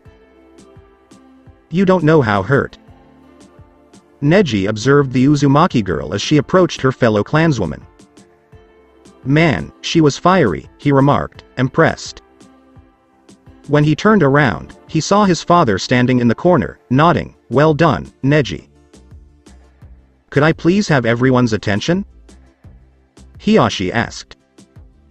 People turned to look at him and Hitomi. I thank you all for coming here to celebrate my daughter's safe return, Hiyashi said, surprising most attendees who were used to his stoic demeanor. As well as her relationship with Naruto Namikaze. Everyone started clapping loudly.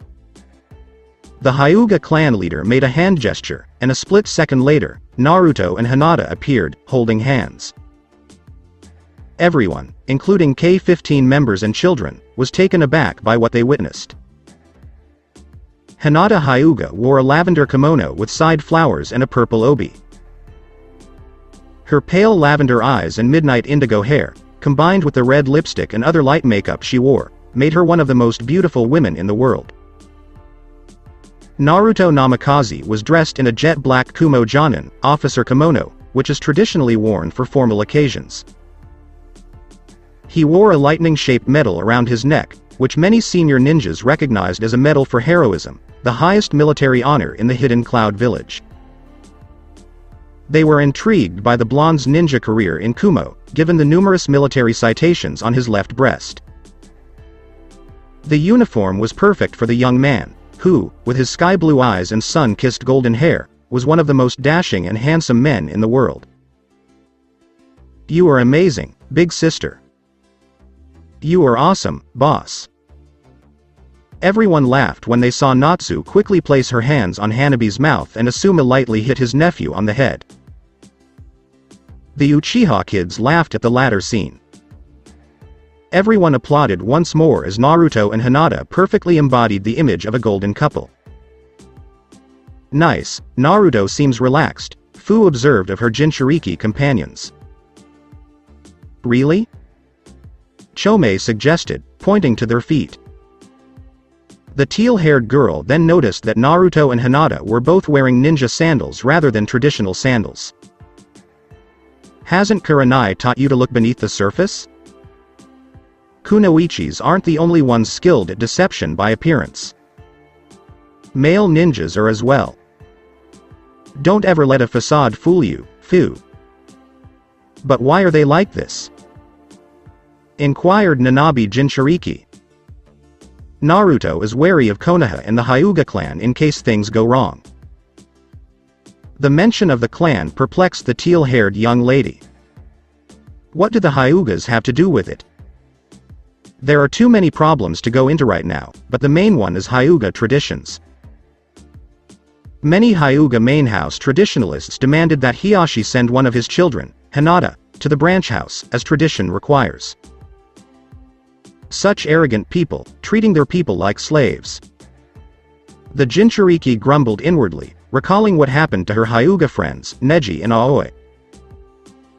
And if Hinata becomes a branch member, it will be easy for some people to control Naruto through her.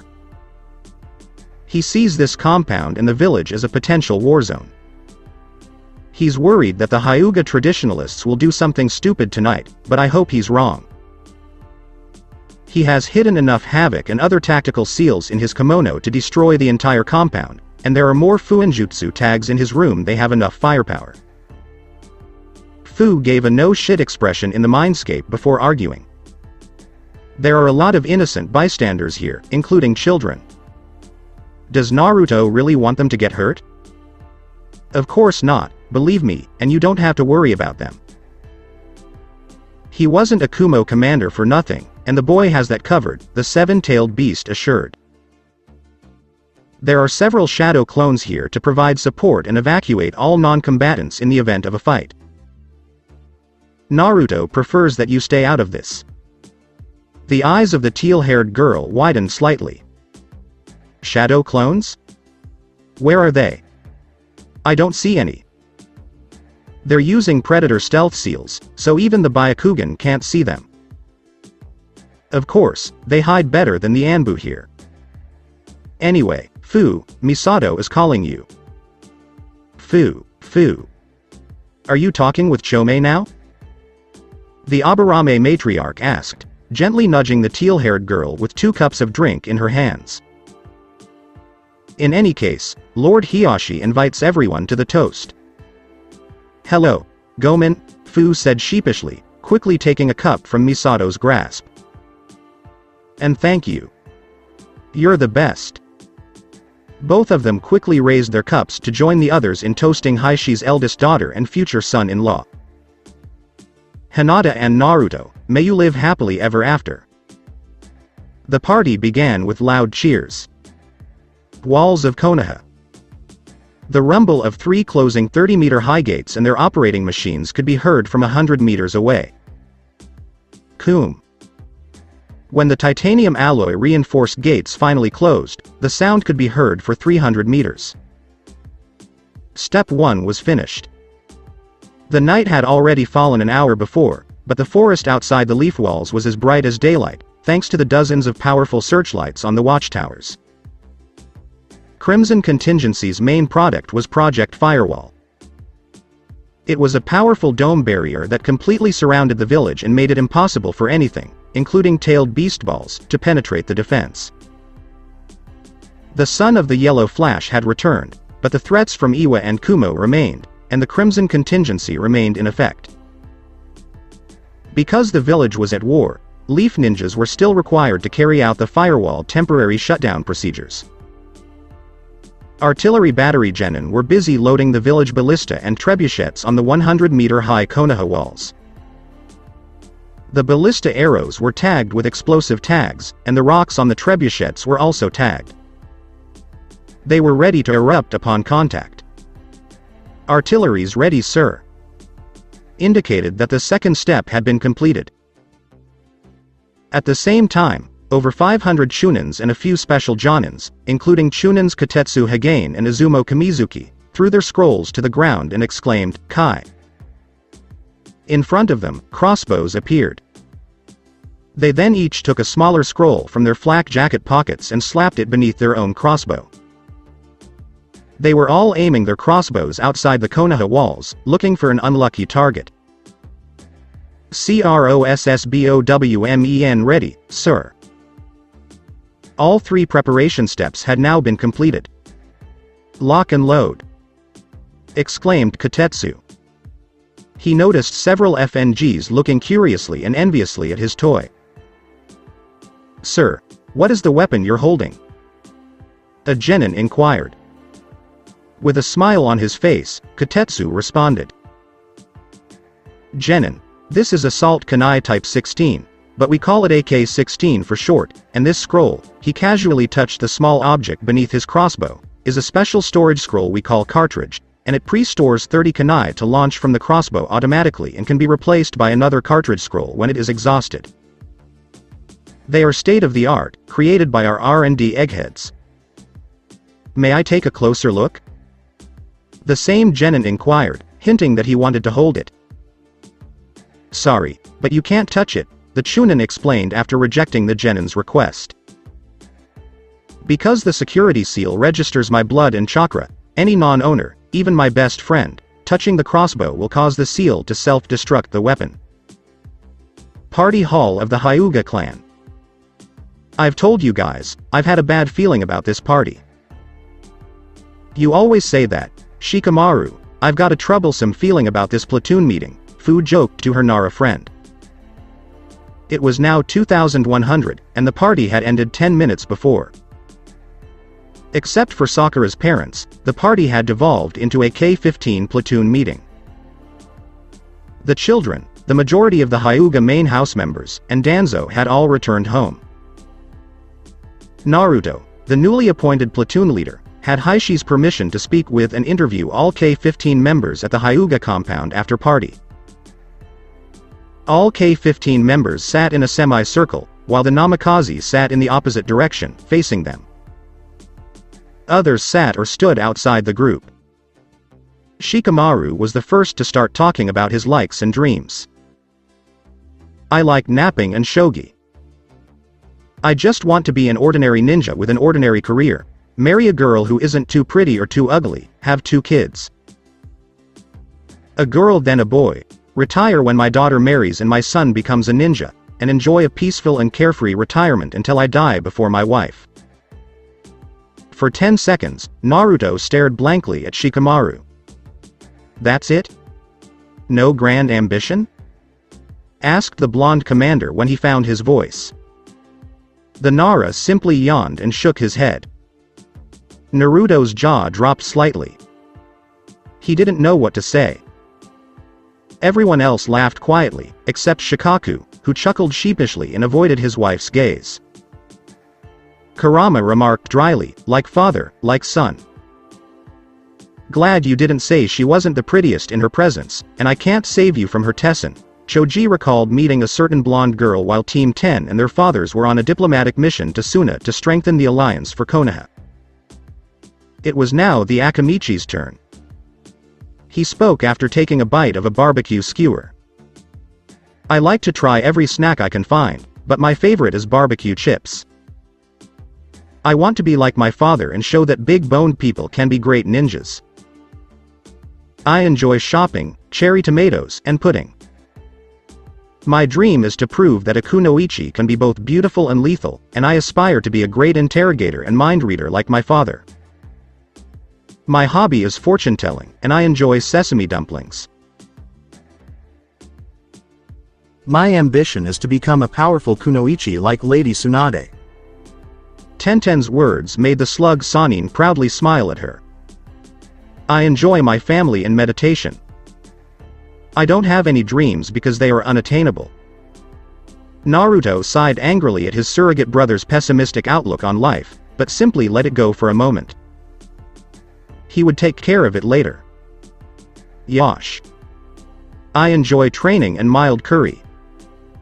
My dream is to prove to the entire world that it is possible to be a magnificent ninja without ninjutsu and genjutsu.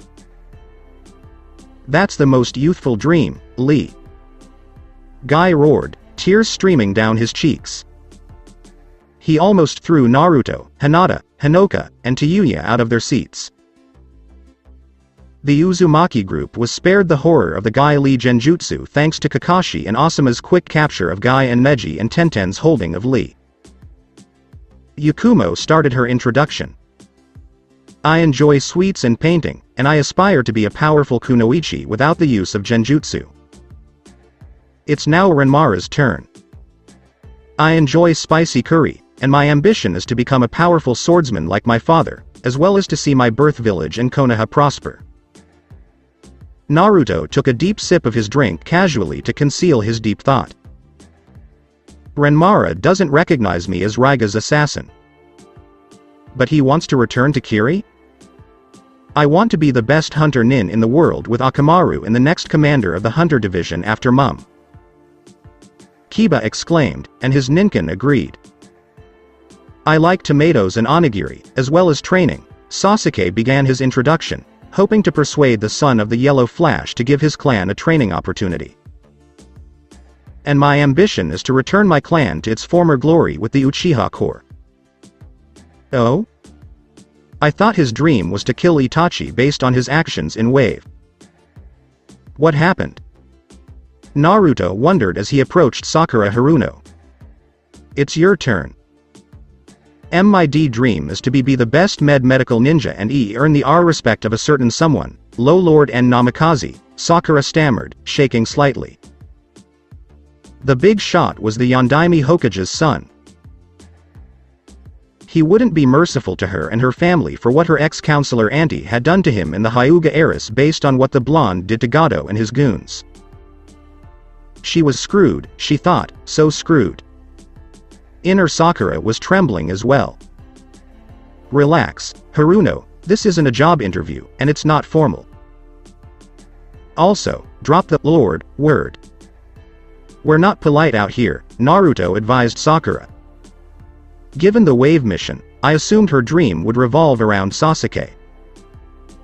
There appears to be some hope for her. Hi. I like drawing, and I want to become a powerful ninja who can help Konoha. Sai smiled as he introduced himself. Naruto took another deep sip of his drink, alarmed internally. A patriot, you say? But there's something off about Sai, and his smile isn't genuine. My hobbies are entomology and insect collection, and I enjoy winter melon and grass salad. My dream is to find the world's largest and most exotic bug. The K-15 leader smiled slightly. And you do, Aburame, you do. Me. Fu's turn had come.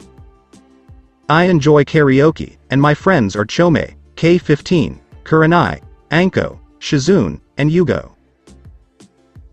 They are all my friends. The girl reflected fondly on her first day at Konoha Academy 3 years ago. Fu had only been in Konoha for a week when the Hokage gave her an apartment and a monthly allowance. It was now time for her to attend the Ninja Academy. This is our new student Fu, please be nice to her, Chunin Iruka Amino said to his students. The scarred-nosed instructor then smiled warmly down at the teal-haired girl. So Fu, tell us about your future plans. Fu was normally outgoing and cheerful, but she was nervous now, very nervous. This is the end. Brother Shibuki said I could start a new and better life here because no one knows I'm a Jinchuriki. I'll have no trouble making friends here. But there were a lot of eyes on her, which made her even more nervous. Relax Fu, Chome advised. You have the potential to make a good impression here. The girl had been thinking about how she could make a good impression on her potential friends here. It only took her 1 good minute to come up with an idea. She took a deep breath before telling everyone about her dream, just as she was doing now with Naruto and Hinata. I aspire to be Hokage. The pupils of Naruto and Hinata dilated. What? The Hyuga heiress was taken aback when the Nanabi Jinchuriki revealed Naruto's old dream. What makes you want to be Hokage? Fu gave a light chuckle in response to Hinata's question. It was just a random idea to impress the class at first, but things changed. The Nanabi Jinchuriki began to tell her story about her beloved K-15 friends. 3 years before, Fu was singing as she walked to the grocery store after school. She was happy, and she was thinking about her classmates. Shikamaru is lazy and complains, but he is very smart and enjoys watching clouds.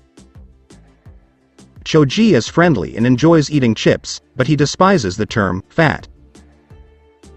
Ino is overbearing to Shikamaru and Choji, but she is the most popular girl in the academy.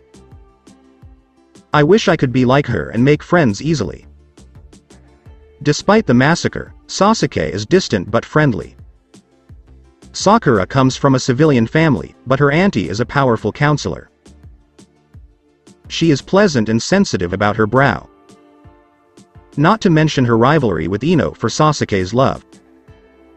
Kiba is brash and loud, but he is extremely loyal. In her class, there was one more clan child. Can you tell me his name?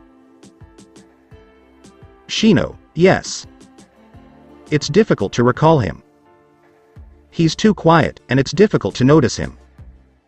He's always watching me, according to Ino and Sakura.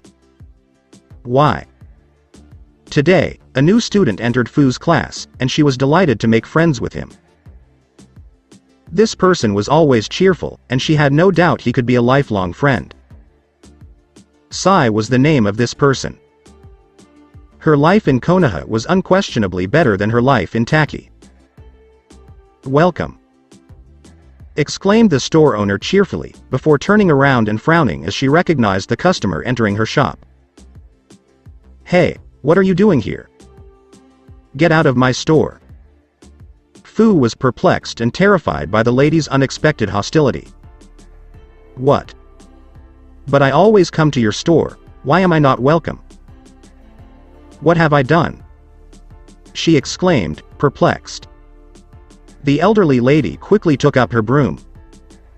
Exit, you filthy demon. The girl with teal hair was chased out of the shop.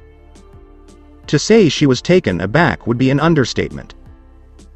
She couldn't figure out why the sweet old lady had suddenly turned hostile toward her. What in the world is going on? Then Fu realized she was surrounded by many bystanders drawn to the commotion. Some were whispering words like, demon, monster, and, like the Kyuubi, and they were all giving her that cold look that made her feel very uneasy. It painfully reminded her of the tacky people in general. She fled quickly, trying to keep her tears at bay. A certain afro-haired boy hidden behind an electrical pole had witnessed the entire scene, unbeknownst to her. He was perplexed by the situation. It makes no logical sense. My Kikai bugs claim she has cage-level chakra reserves, and they worship her as the insect princess. But why do so many people despise her? Things quickly deteriorated. The next day, most of her academy friends severed their friendships with her and became distant from her. When the teal-haired girl called out to them, they always ignored her and walked away. Fu's current situation perplexed Shikamaru, Ino, Choji, Kiba, Sasuke, and Sakura. They just stood there, perplexed, watching. What the hell is going on? Uchiha wondered, and Haruno chimed in. My anti-counselor has told me that Fu is very dangerous and that I should avoid her, but she doesn't appear to be. Really? Ino asked, but my daddy said she's fine, and he even encouraged me to befriend her. Yeah, me too, Sasuke agreed, recalling his mother's words. The other kids all nodded. The future members of Teams 7 and 10 remained silent as they noticed that only Sai sat with Fu for lunch. They decided to keep an eye on the situation before drawing any conclusions.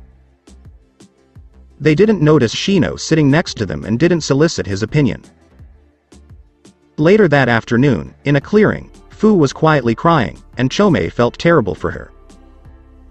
Her bruised left cheek was covered by the Jinchuriki. 3 girls were standing behind her. An outsider wants to be a Hokage? You've got to be kidding me. Your dream is so ridiculous, and you're not even from this village, Amy sneered. The purple-haired girl and her friends were each holding a stick. Fu became their unfortunate target after their failed attempt to bully Sakura last year. Amy and her 2 friends offered to rekindle their friendship after class, and Fu didn't realize it was a ruse until Amy hit her with a hidden stick. Yeah, she could be a spy from her village, exclaimed Fumiko, the second bully. By teaching the spy a lesson, we're doing the Hokage a favor. Yeah. Freak, exclaimed the third girl. The 3 girls marched menacingly towards Fu, holding sticks in their hands. It was excruciating. It wasn't fair that people called her derogatory names. She had started a new life here, and it had all happened again. The Jinchuriki glared with hatred at the 3 bullies, and she was about to release some of Chome's chakra. No, Fu. Don't do it. Chome screamed in her head. If the Jinchuriki released the Nanabi's chakra, it would undoubtedly attract unwanted attention, making the situation worse. Everyone could hear a very loud buzz coming from all directions. When the girls saw the sources, they froze and dropped their jaws. Huge swarms of cockroaches were flying towards them, all fat and disgusting. In their disgusting glory, they were all flapping their sickening wings. Thousands of cockroaches had swarmed the 3 bullies and surrounded the terrified girls.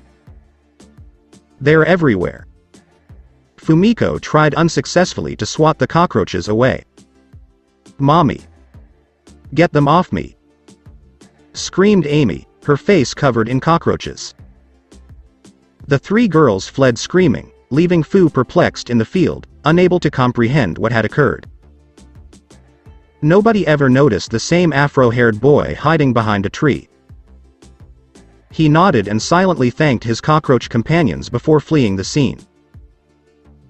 Hiruzen Sarutobi, Jiraiya, Tsunade, Shizune, and Kurenai were in the Hokage office, watching the entire event in the Hokage's crystal ball.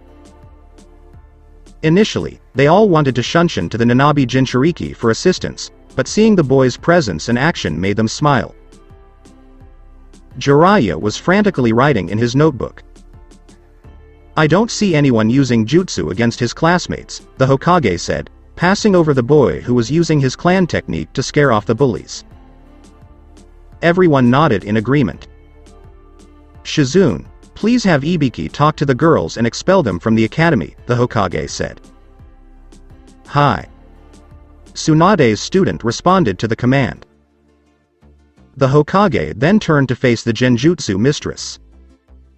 "Kurenai, this girl is Nanabi's Jinchuriki, and your most recent mission is to be her guardian. This is an S-rank mission." "Hello," said the Kunoichi. "I gladly accept this assignment." Fu returned to her apartment half an hour later, still depressed about the recent events that had ruined her new life. Shino, Sai, Shikamaru, Ino, Choji, Kiba, Sasuke, and Sakura were all waiting for her at the door.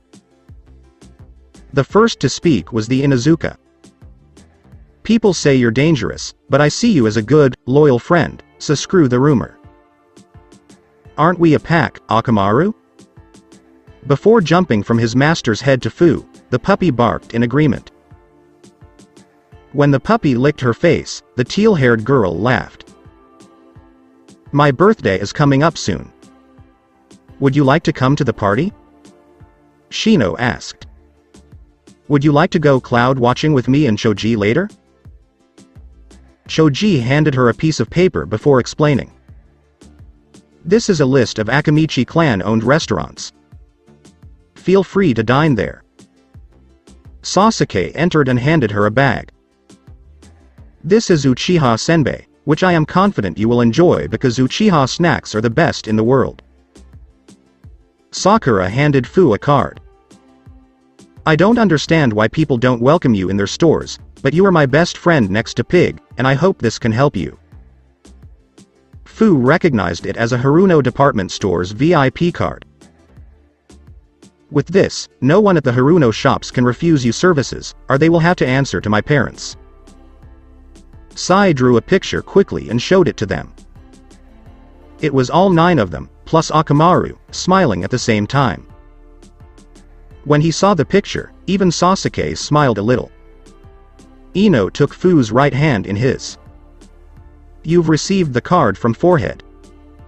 Now let's go shopping. I'll help you look stunning for Shino's birthday party." Sakura joined the 2 girls on their way to the department store. Fu was in tears of joy, and Chome was overjoyed for her.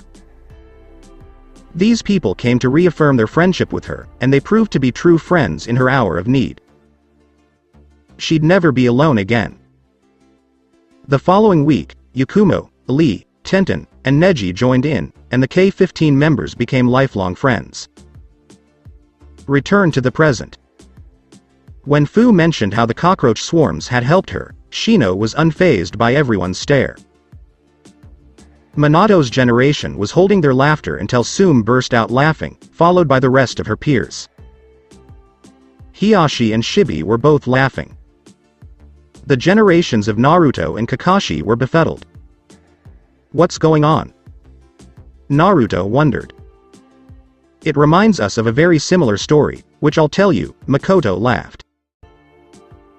"It was a girl from a foreign village who came here, and despite the fact that these 2 villages were friends, she was still considered a foreigner. On her academy entrance, she declared to her class that she would become Hokage one day, which resulted in many laughing at her.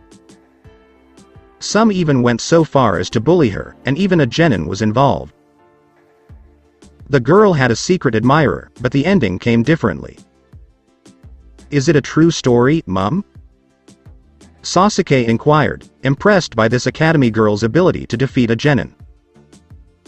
Yes, Makoto said, nodding and smiling. She and her classmates all smiled as they turned to face Naruto. The boy and the girl later became the Yondaime Hokage and the Whirlpool Princess, respectively, and they are your parents, Naruto, Hitomi concluded. Everyone's eyes widened except Naruto's, and she was stunned and speechless. Not to mention that these two incidents occurred in the same location. Sume added as she recalled the intriguing memory. Fu and Shino. They're like Kushina and Minato. Hinata exclaimed. Did your previous host have that Hokage dream, Kurama? Chome inquired of his nine-tailed kin. I'm not sure, Chome, this must be before Mito transferred me to Kushina, though I am aware of Kushina being bullied, Kurama replied. The fox was astounded as well. Naruto and Hinata are very similar to Kushina and Minato. I never thought another couple like them existed. It appears we have another golden couple. Chome began to laugh, and Kurama joined in. Everyone stared at Naruto, who sat on his chair, opening and closing his mouth several times. He took a moment to process what Fu, Makoto, and Hitomi had said before turning to face his fellow Jinchuriki. Are you serious about becoming Hokage? Naruto inquired. Fu nodded and replied, yes. Thanks to everyone here, especially Sakura, I'm growing to prefer Konoha to Taki. Naruto and Hinata both raised an eyebrow. Sakura? Pinkette shrank in embarrassment as Naruto, Hinata, and everyone else looked at her. Ino stepped forward to explain. Sakura had an argument with her counselor auntie about renewing Fu's annual VIP card every year, but her parents supported her because they believe she is doing the right thing, saying, no child should suffer such prejudice. I see, Naruto said, smiling. He was impressed, and he began to see Haruno in a new light for assisting his Jinchuriki sister. Many bad things had happened to him since his return to Konoha, but Fu's stories made him feel better. Naruto, I've heard of Sakura's family's accounts and businesses being seized due to suspected embezzlement of your parents' fortunes. Can you show them mercy, please? Naruto, I've heard of Sakura's family's accounts and businesses being seized due to suspected embezzlement of your parents' fortunes. I ask you for a favor and they shouldn't suffer your wrath, please. The teal-haired girl Sakura, like everyone else, was watching Naruto with bated breath, waiting for his decision. Naruto took a moment to respond after a deep thought. No, I can't do it. I have to set a good example and reclaim every ryo of my fortune that is rightfully mine. What happened to them, broke or jobless, is none of my concern. My decision stands, he replied coldly. Sakura, Fu, and Ino bowed their heads in resignation. Sakura's eyes welled up with tears. I'm sorry I can't help you, Sakura. Fu muttered sadly as she noticed her pink-haired friend sobbing quietly, her tears staining her kippao. Naruto is so cold and unforgiving. Fu, Naruto said once more. As I previously stated, I want my money back with interest, and I will return the remainders to the owners. I will send shadow clones to speed up the audit and recovery so the Haruno's accounts can be unfrozen as soon as possible. I intend to keep the businesses running even though I am no longer in Konoha, so I need someone I can trust. How about you take the president job? How do I run shops as a kunoichi? The Nanabi Jinchuriki asked, frowning. How come he offered me this job? Don't worry about it. You can use shadow clones, can't you? And I can teach you the Shadow Legion technique, which is far superior to the Shadow Clone technique. Everyone arched their brows. Dark Legion? An advanced mass Shadow Clone technique, Uzumaki Namikaze explained as he sipped his drink. I let Kumo taste it 2 weeks ago. It's nearly finished. Perhaps you can help me finish it, and you can call your version Shadow Swarm.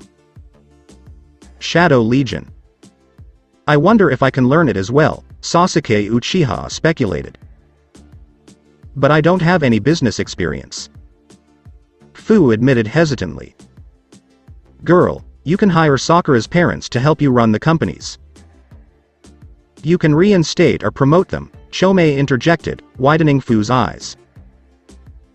Can I run the HR department and hire whoever I want, like Mr. Kazashi and Ms. Mebuki? She inquired. The blonde curtly nodded. No problem, after all, you are the president, as long as they do their jobs correctly and generate profits for the businesses. Then I'll accept the position and hire Sakura's parents. Sakura burst out laughing. She rose from her seat and bowed deeply to her teal-haired friend, saying, "Thank you." Fu hugged her best female friend, and Ino joined in. Naruto, clever move, Tsunade and the other seniors thought as they peered behind the facade. You want to play the bad guy while Fu plays the good guy in order to win the populace over to her dream.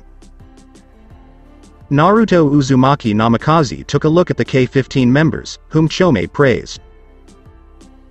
Good, Auntie Tsunade is correct. K-15 isn't the scumbag I thought it was. They had assisted Fu in her time of need, and they have promise. He addressed the Godem Hokage. I now see they have a strong will of fire after assisting Fu, and they have potential, so I accept your request to command and train this platoon. Tsunade and Hiruzen exchanged smiles.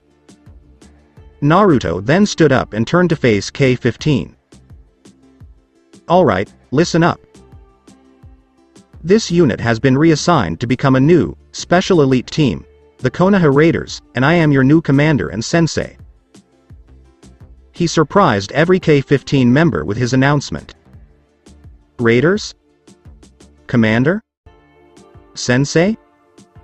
Renmara was taken aback. Sasuke was overjoyed and exclaimed, "Yeah!" Inwardly. K-15 will become an experimental special elite unit. Every superpower village has its own elite forces, Kumo's Golden Horn Forces, Suna's Puppet Brigade, Kiri's 7 Swordsmen, and Iwa's Explosion Corps. We do have our own elite unit, the Medics Corps, but it is not a combat one. We have the 12 Guardian Ninjas, but they are under the command of the Fire Daimyo. Hence Sensei and I decided, your platoon is no longer under the command of Battalion K. It is now an autonomous unit that reports only to the Hokage. Your unit will have battalion-level resources and access to special weaponry, including but not limited to the AK-16. Any questions? Tenten extended his hand. What became of our Jonin senseis? Your Jonin instructors will return to their commander posts, Shino, the slug Sanin said, motioning to the Aburame, who raised his hand. With no offense to Naruto, but wouldn't Lord Jiraiya or Kakashi be better suited to lead us? Jiraiya and Kakashi, along with Asuma, are better suited to be the frontline generals of the Konoha battle groups. I want Naruto to command and train K-15 because he knows more about the hidden Cloud Village and has been in their Golden Horn Force for years. His experience can be used to create the Leaf Raiders. Naruto will take K-15 behind enemy lines and cause damage to them. Naruto has evidence of Kumo's crimes, and we will use it to force them to surrender.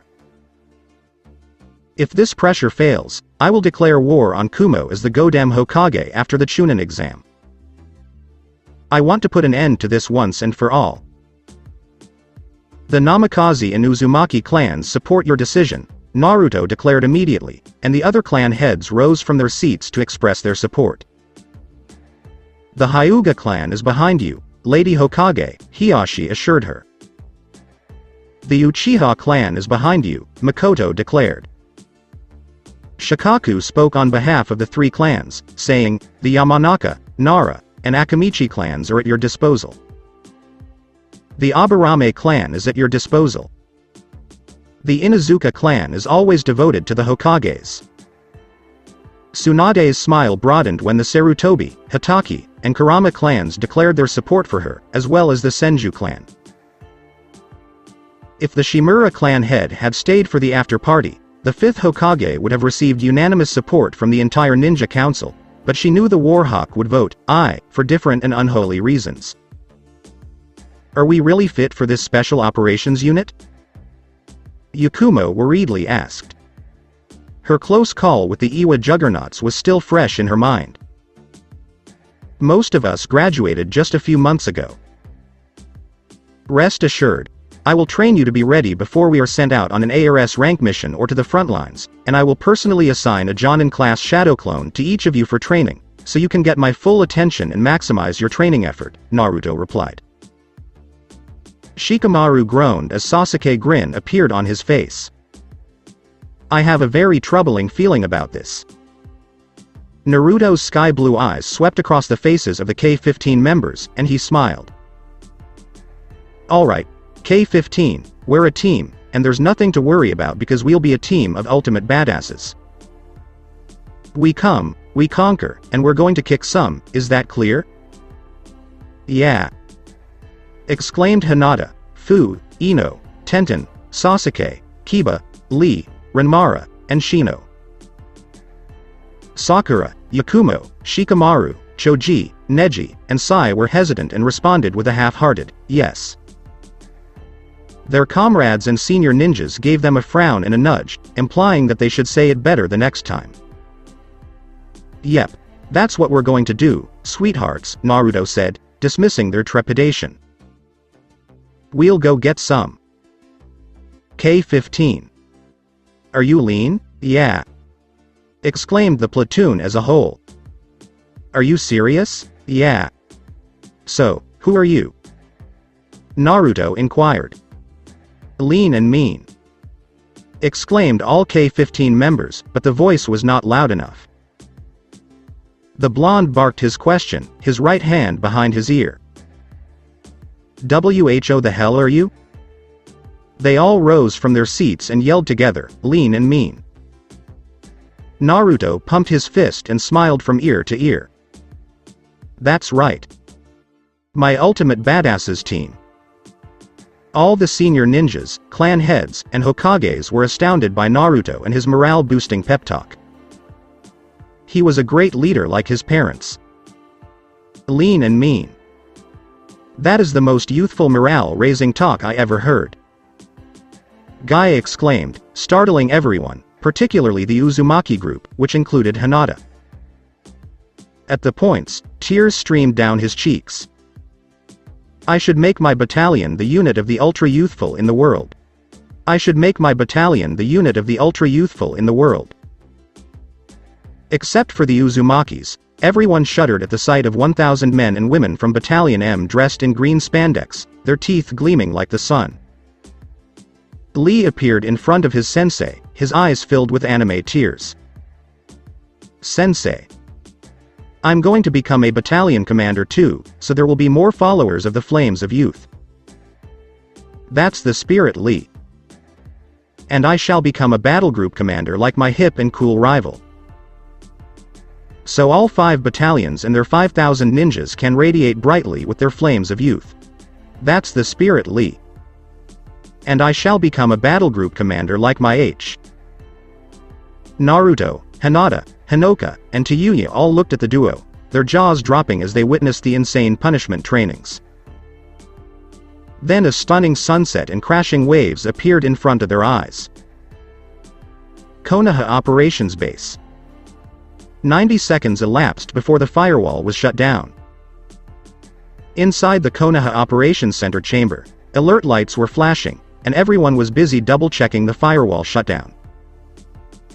All zones are clear, sir, according to the patrol teams and J platoons. The Hyuga team on the wall has completed the final scan of the forest and reports that everything is clear. Reito inquired of Tsubaki, what about the Yamanaka team and their mind-controlled hawks? A second, please. The Kunoichi was still hearing from the team. They have finished the final swooping and they report all clear. She spun her chair and said to her captain. "All green lights," Raito said, looking at the wall-mounted digital watch. 30 seconds to disable the firewall defense. The special Jonin carefully entered a series of codes on his control panel, then pressed the firewall button and began the countdown aloud. 9. 8. 7. After 3 minutes. Izumi Uchiha, who was alone at her house, gazed in awe at the beautiful fireworks. Is there something to be thankful for? She wondered. The fireworks brought back memories of her favorite Kyubi festival from many years ago. She had gone with a certain someone prior to the massacre. She smiled as she turned to the photo she treasured the most. The photograph was taken during a Kyubi festival. She was dressed simply in a kimono, which was enough to make her a beauty, and he was dressed simply in his standard Uchiha attire. Their friends and clan's women had teased them about being a golden couple, much to her chagrin. It had been 5 years since the massacre.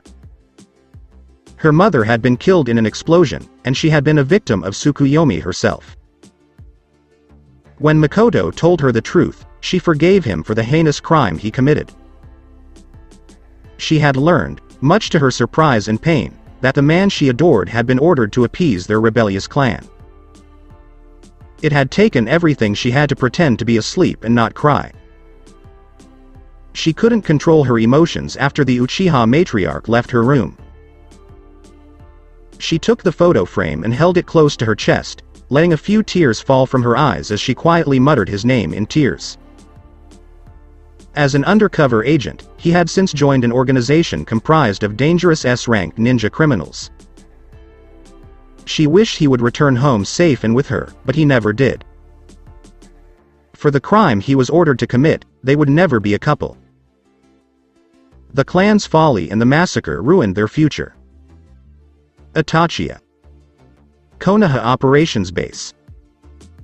The chamber clock read 21 hours 39 minutes and 50 seconds, and the fireworks had stopped nearly a minute ago. 6. 5. 4. 3. 2. 1. Raito counted down, his gaze fixed on the clock. He had his right hand on the firewall button. 0. He applied more pressure than was necessary to ensure the button was pressed. There was no time to waste. Inscriptions on the Konoha walls glowed brightly for a split second before an invisible barrier formed around them and rose to the sky. Within 9 seconds, the barrier had formed a dome around Konoha. The village was now secure and impregnable. Naruto, Hinata, Hinoka, and Tayuya were returning to Haishi's house for the night's retreat. That's very unsettling, 2 men hugging and crying hysterically, shouting each other's name, not to mention the crashing waves and sunset genjutsu in the middle of the night. Hinoka expressed her dismay. I'm not sure I'll be able to sleep well tonight. The other 3 people agreed. They would never forget the Gai Li genjutsu and would never want to see it again. They had all desperately tried to activate their hidden shield seals, but they had all failed. This genjutsu was clearly more powerful than Itachi's genjutsu. Hey Naruto, I think there's some room for the shield seal to improve. It's created and used in an emergency in the last stand, and I believe your ability can bring the shield to the next level, Hinoka said. Yeah, Naruto eagerly agreed. They would undoubtedly improve the shield fuinjutsu in order to avoid witnessing this Gai Li combo genjutsu. By the way, Hinoka, what did that guy with the shades named Aoba say to you at the party? Hinoka flushed slightly. He invited me to lunch tomorrow. Oh, you said yes? Naruto asked, amused. Hinoka nodded, her cheeks flushed, and the chain user dashed inside before Naruto could ask her any more questions. Hinoka was trailed by a snickering Tayuya. There was a loud boom from the sky, and Naruto and Hinata looked up to see thunder cracking in the clouds. In the pitch-black night, bright white lights flashed. There were more booming sounds. A heavy rainstorm was on its way to Konoha. "Is something wrong, Naruto?" Hinata inquired, his gaze fixed on the sky. "The storm is approaching. I know it's only a matter of time before the Raikage unleashes his fury, but the question is when?" Hinata gently hugged Naruto to calm him down. "I know. But I'm sure we'll be ready then, and whatever happens, I'll always be by your side," she said as she kissed him on the cheek. "And there is nothing to worry about as long as we are together," she said, drawing a laugh from Naruto. Hinata's pale lavender eyes met Naruto's sky-blue eyes as they communicated without words.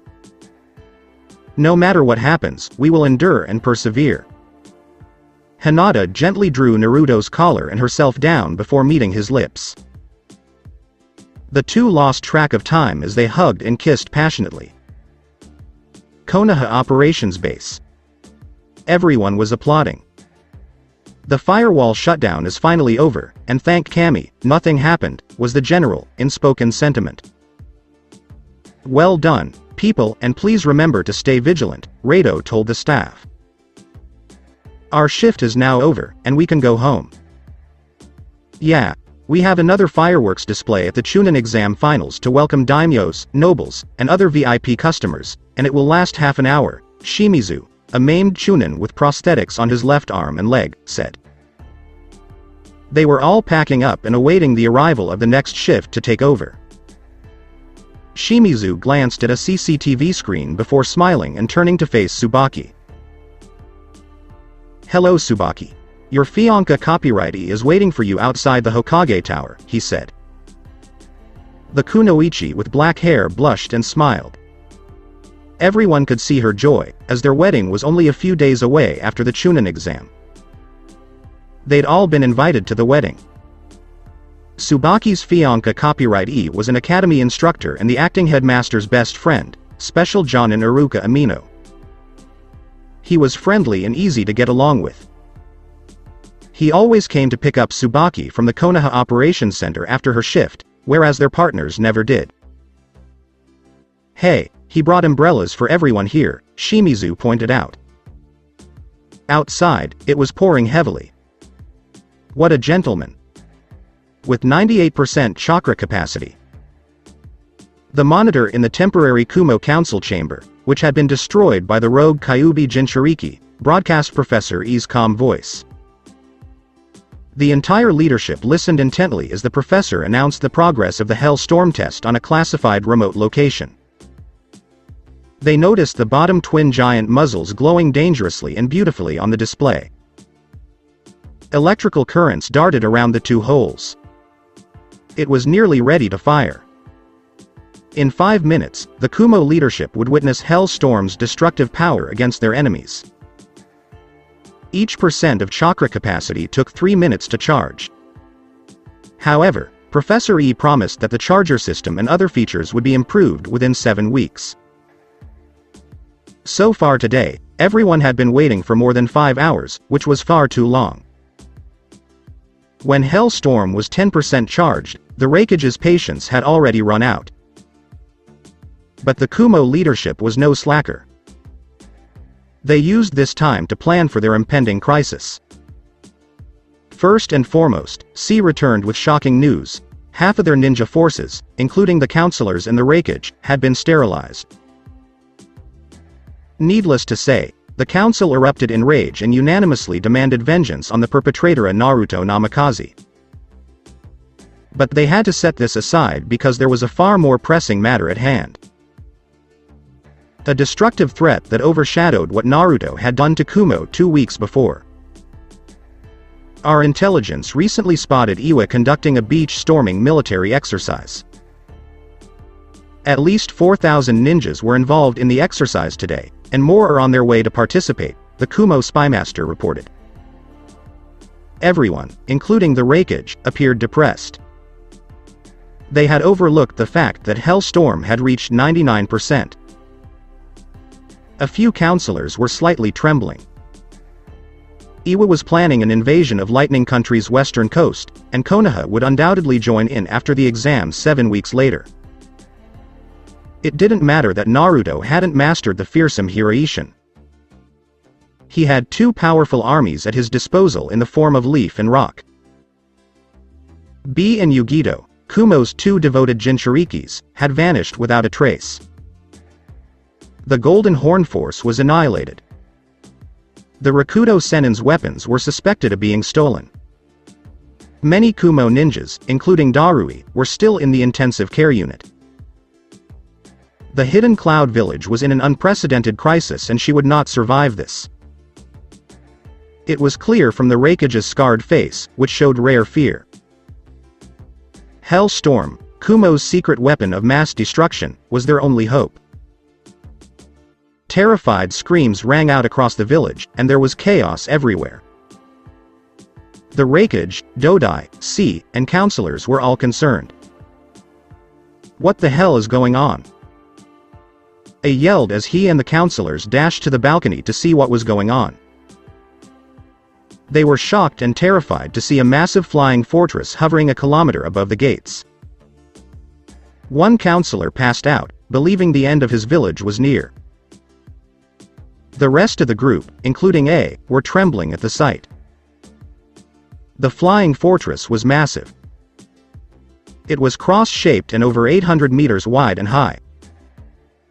On the fortress, there were several Buddha face sculptures as well as 2 symbols. One was a music note, the symbol of the rumored hidden sound village founded by Orochimaru, Konoha's traitorous snake Sannin. The other was the symbol of a hidden village that was thought to have been destroyed by Konoha in vengeance for Uzushio during the Second Shinobi World War. Lord Raikage. Mabui slammed the chamber doors open, her voice filled with fear and panic. Orochimaru the snake Sannin has arrived. That flying fortress is his. He has sent you a message demanding an audience. How come the Konoha traitor is here? Is he here to complete Naruto's task? Everyone was terrified. However, the fortress did not advance towards the village, and its main weapon was not operational. What does that snake want? Enraged the Raikage. Mabui appeared concerned. He stated that he has come to assist us in resolving our issues and to offer the village membership in the Neo Combine. While everyone else rushed outside to see the flying fortress, Professor E was completely preoccupied with his work, completely unaware of the snake's arrival. Chakra is at 100. Finally! Exclaimed the professor as he saw the kanji for 100 displayed on the Hell Storm console. His face was twisted with a grin. He pointed his right hand in the direction of the Hell Storm test target. The 44th test of Hell Storm has begun. Chakra diffusion cannons fire. So that's it for today. I hope you guys enjoyed it.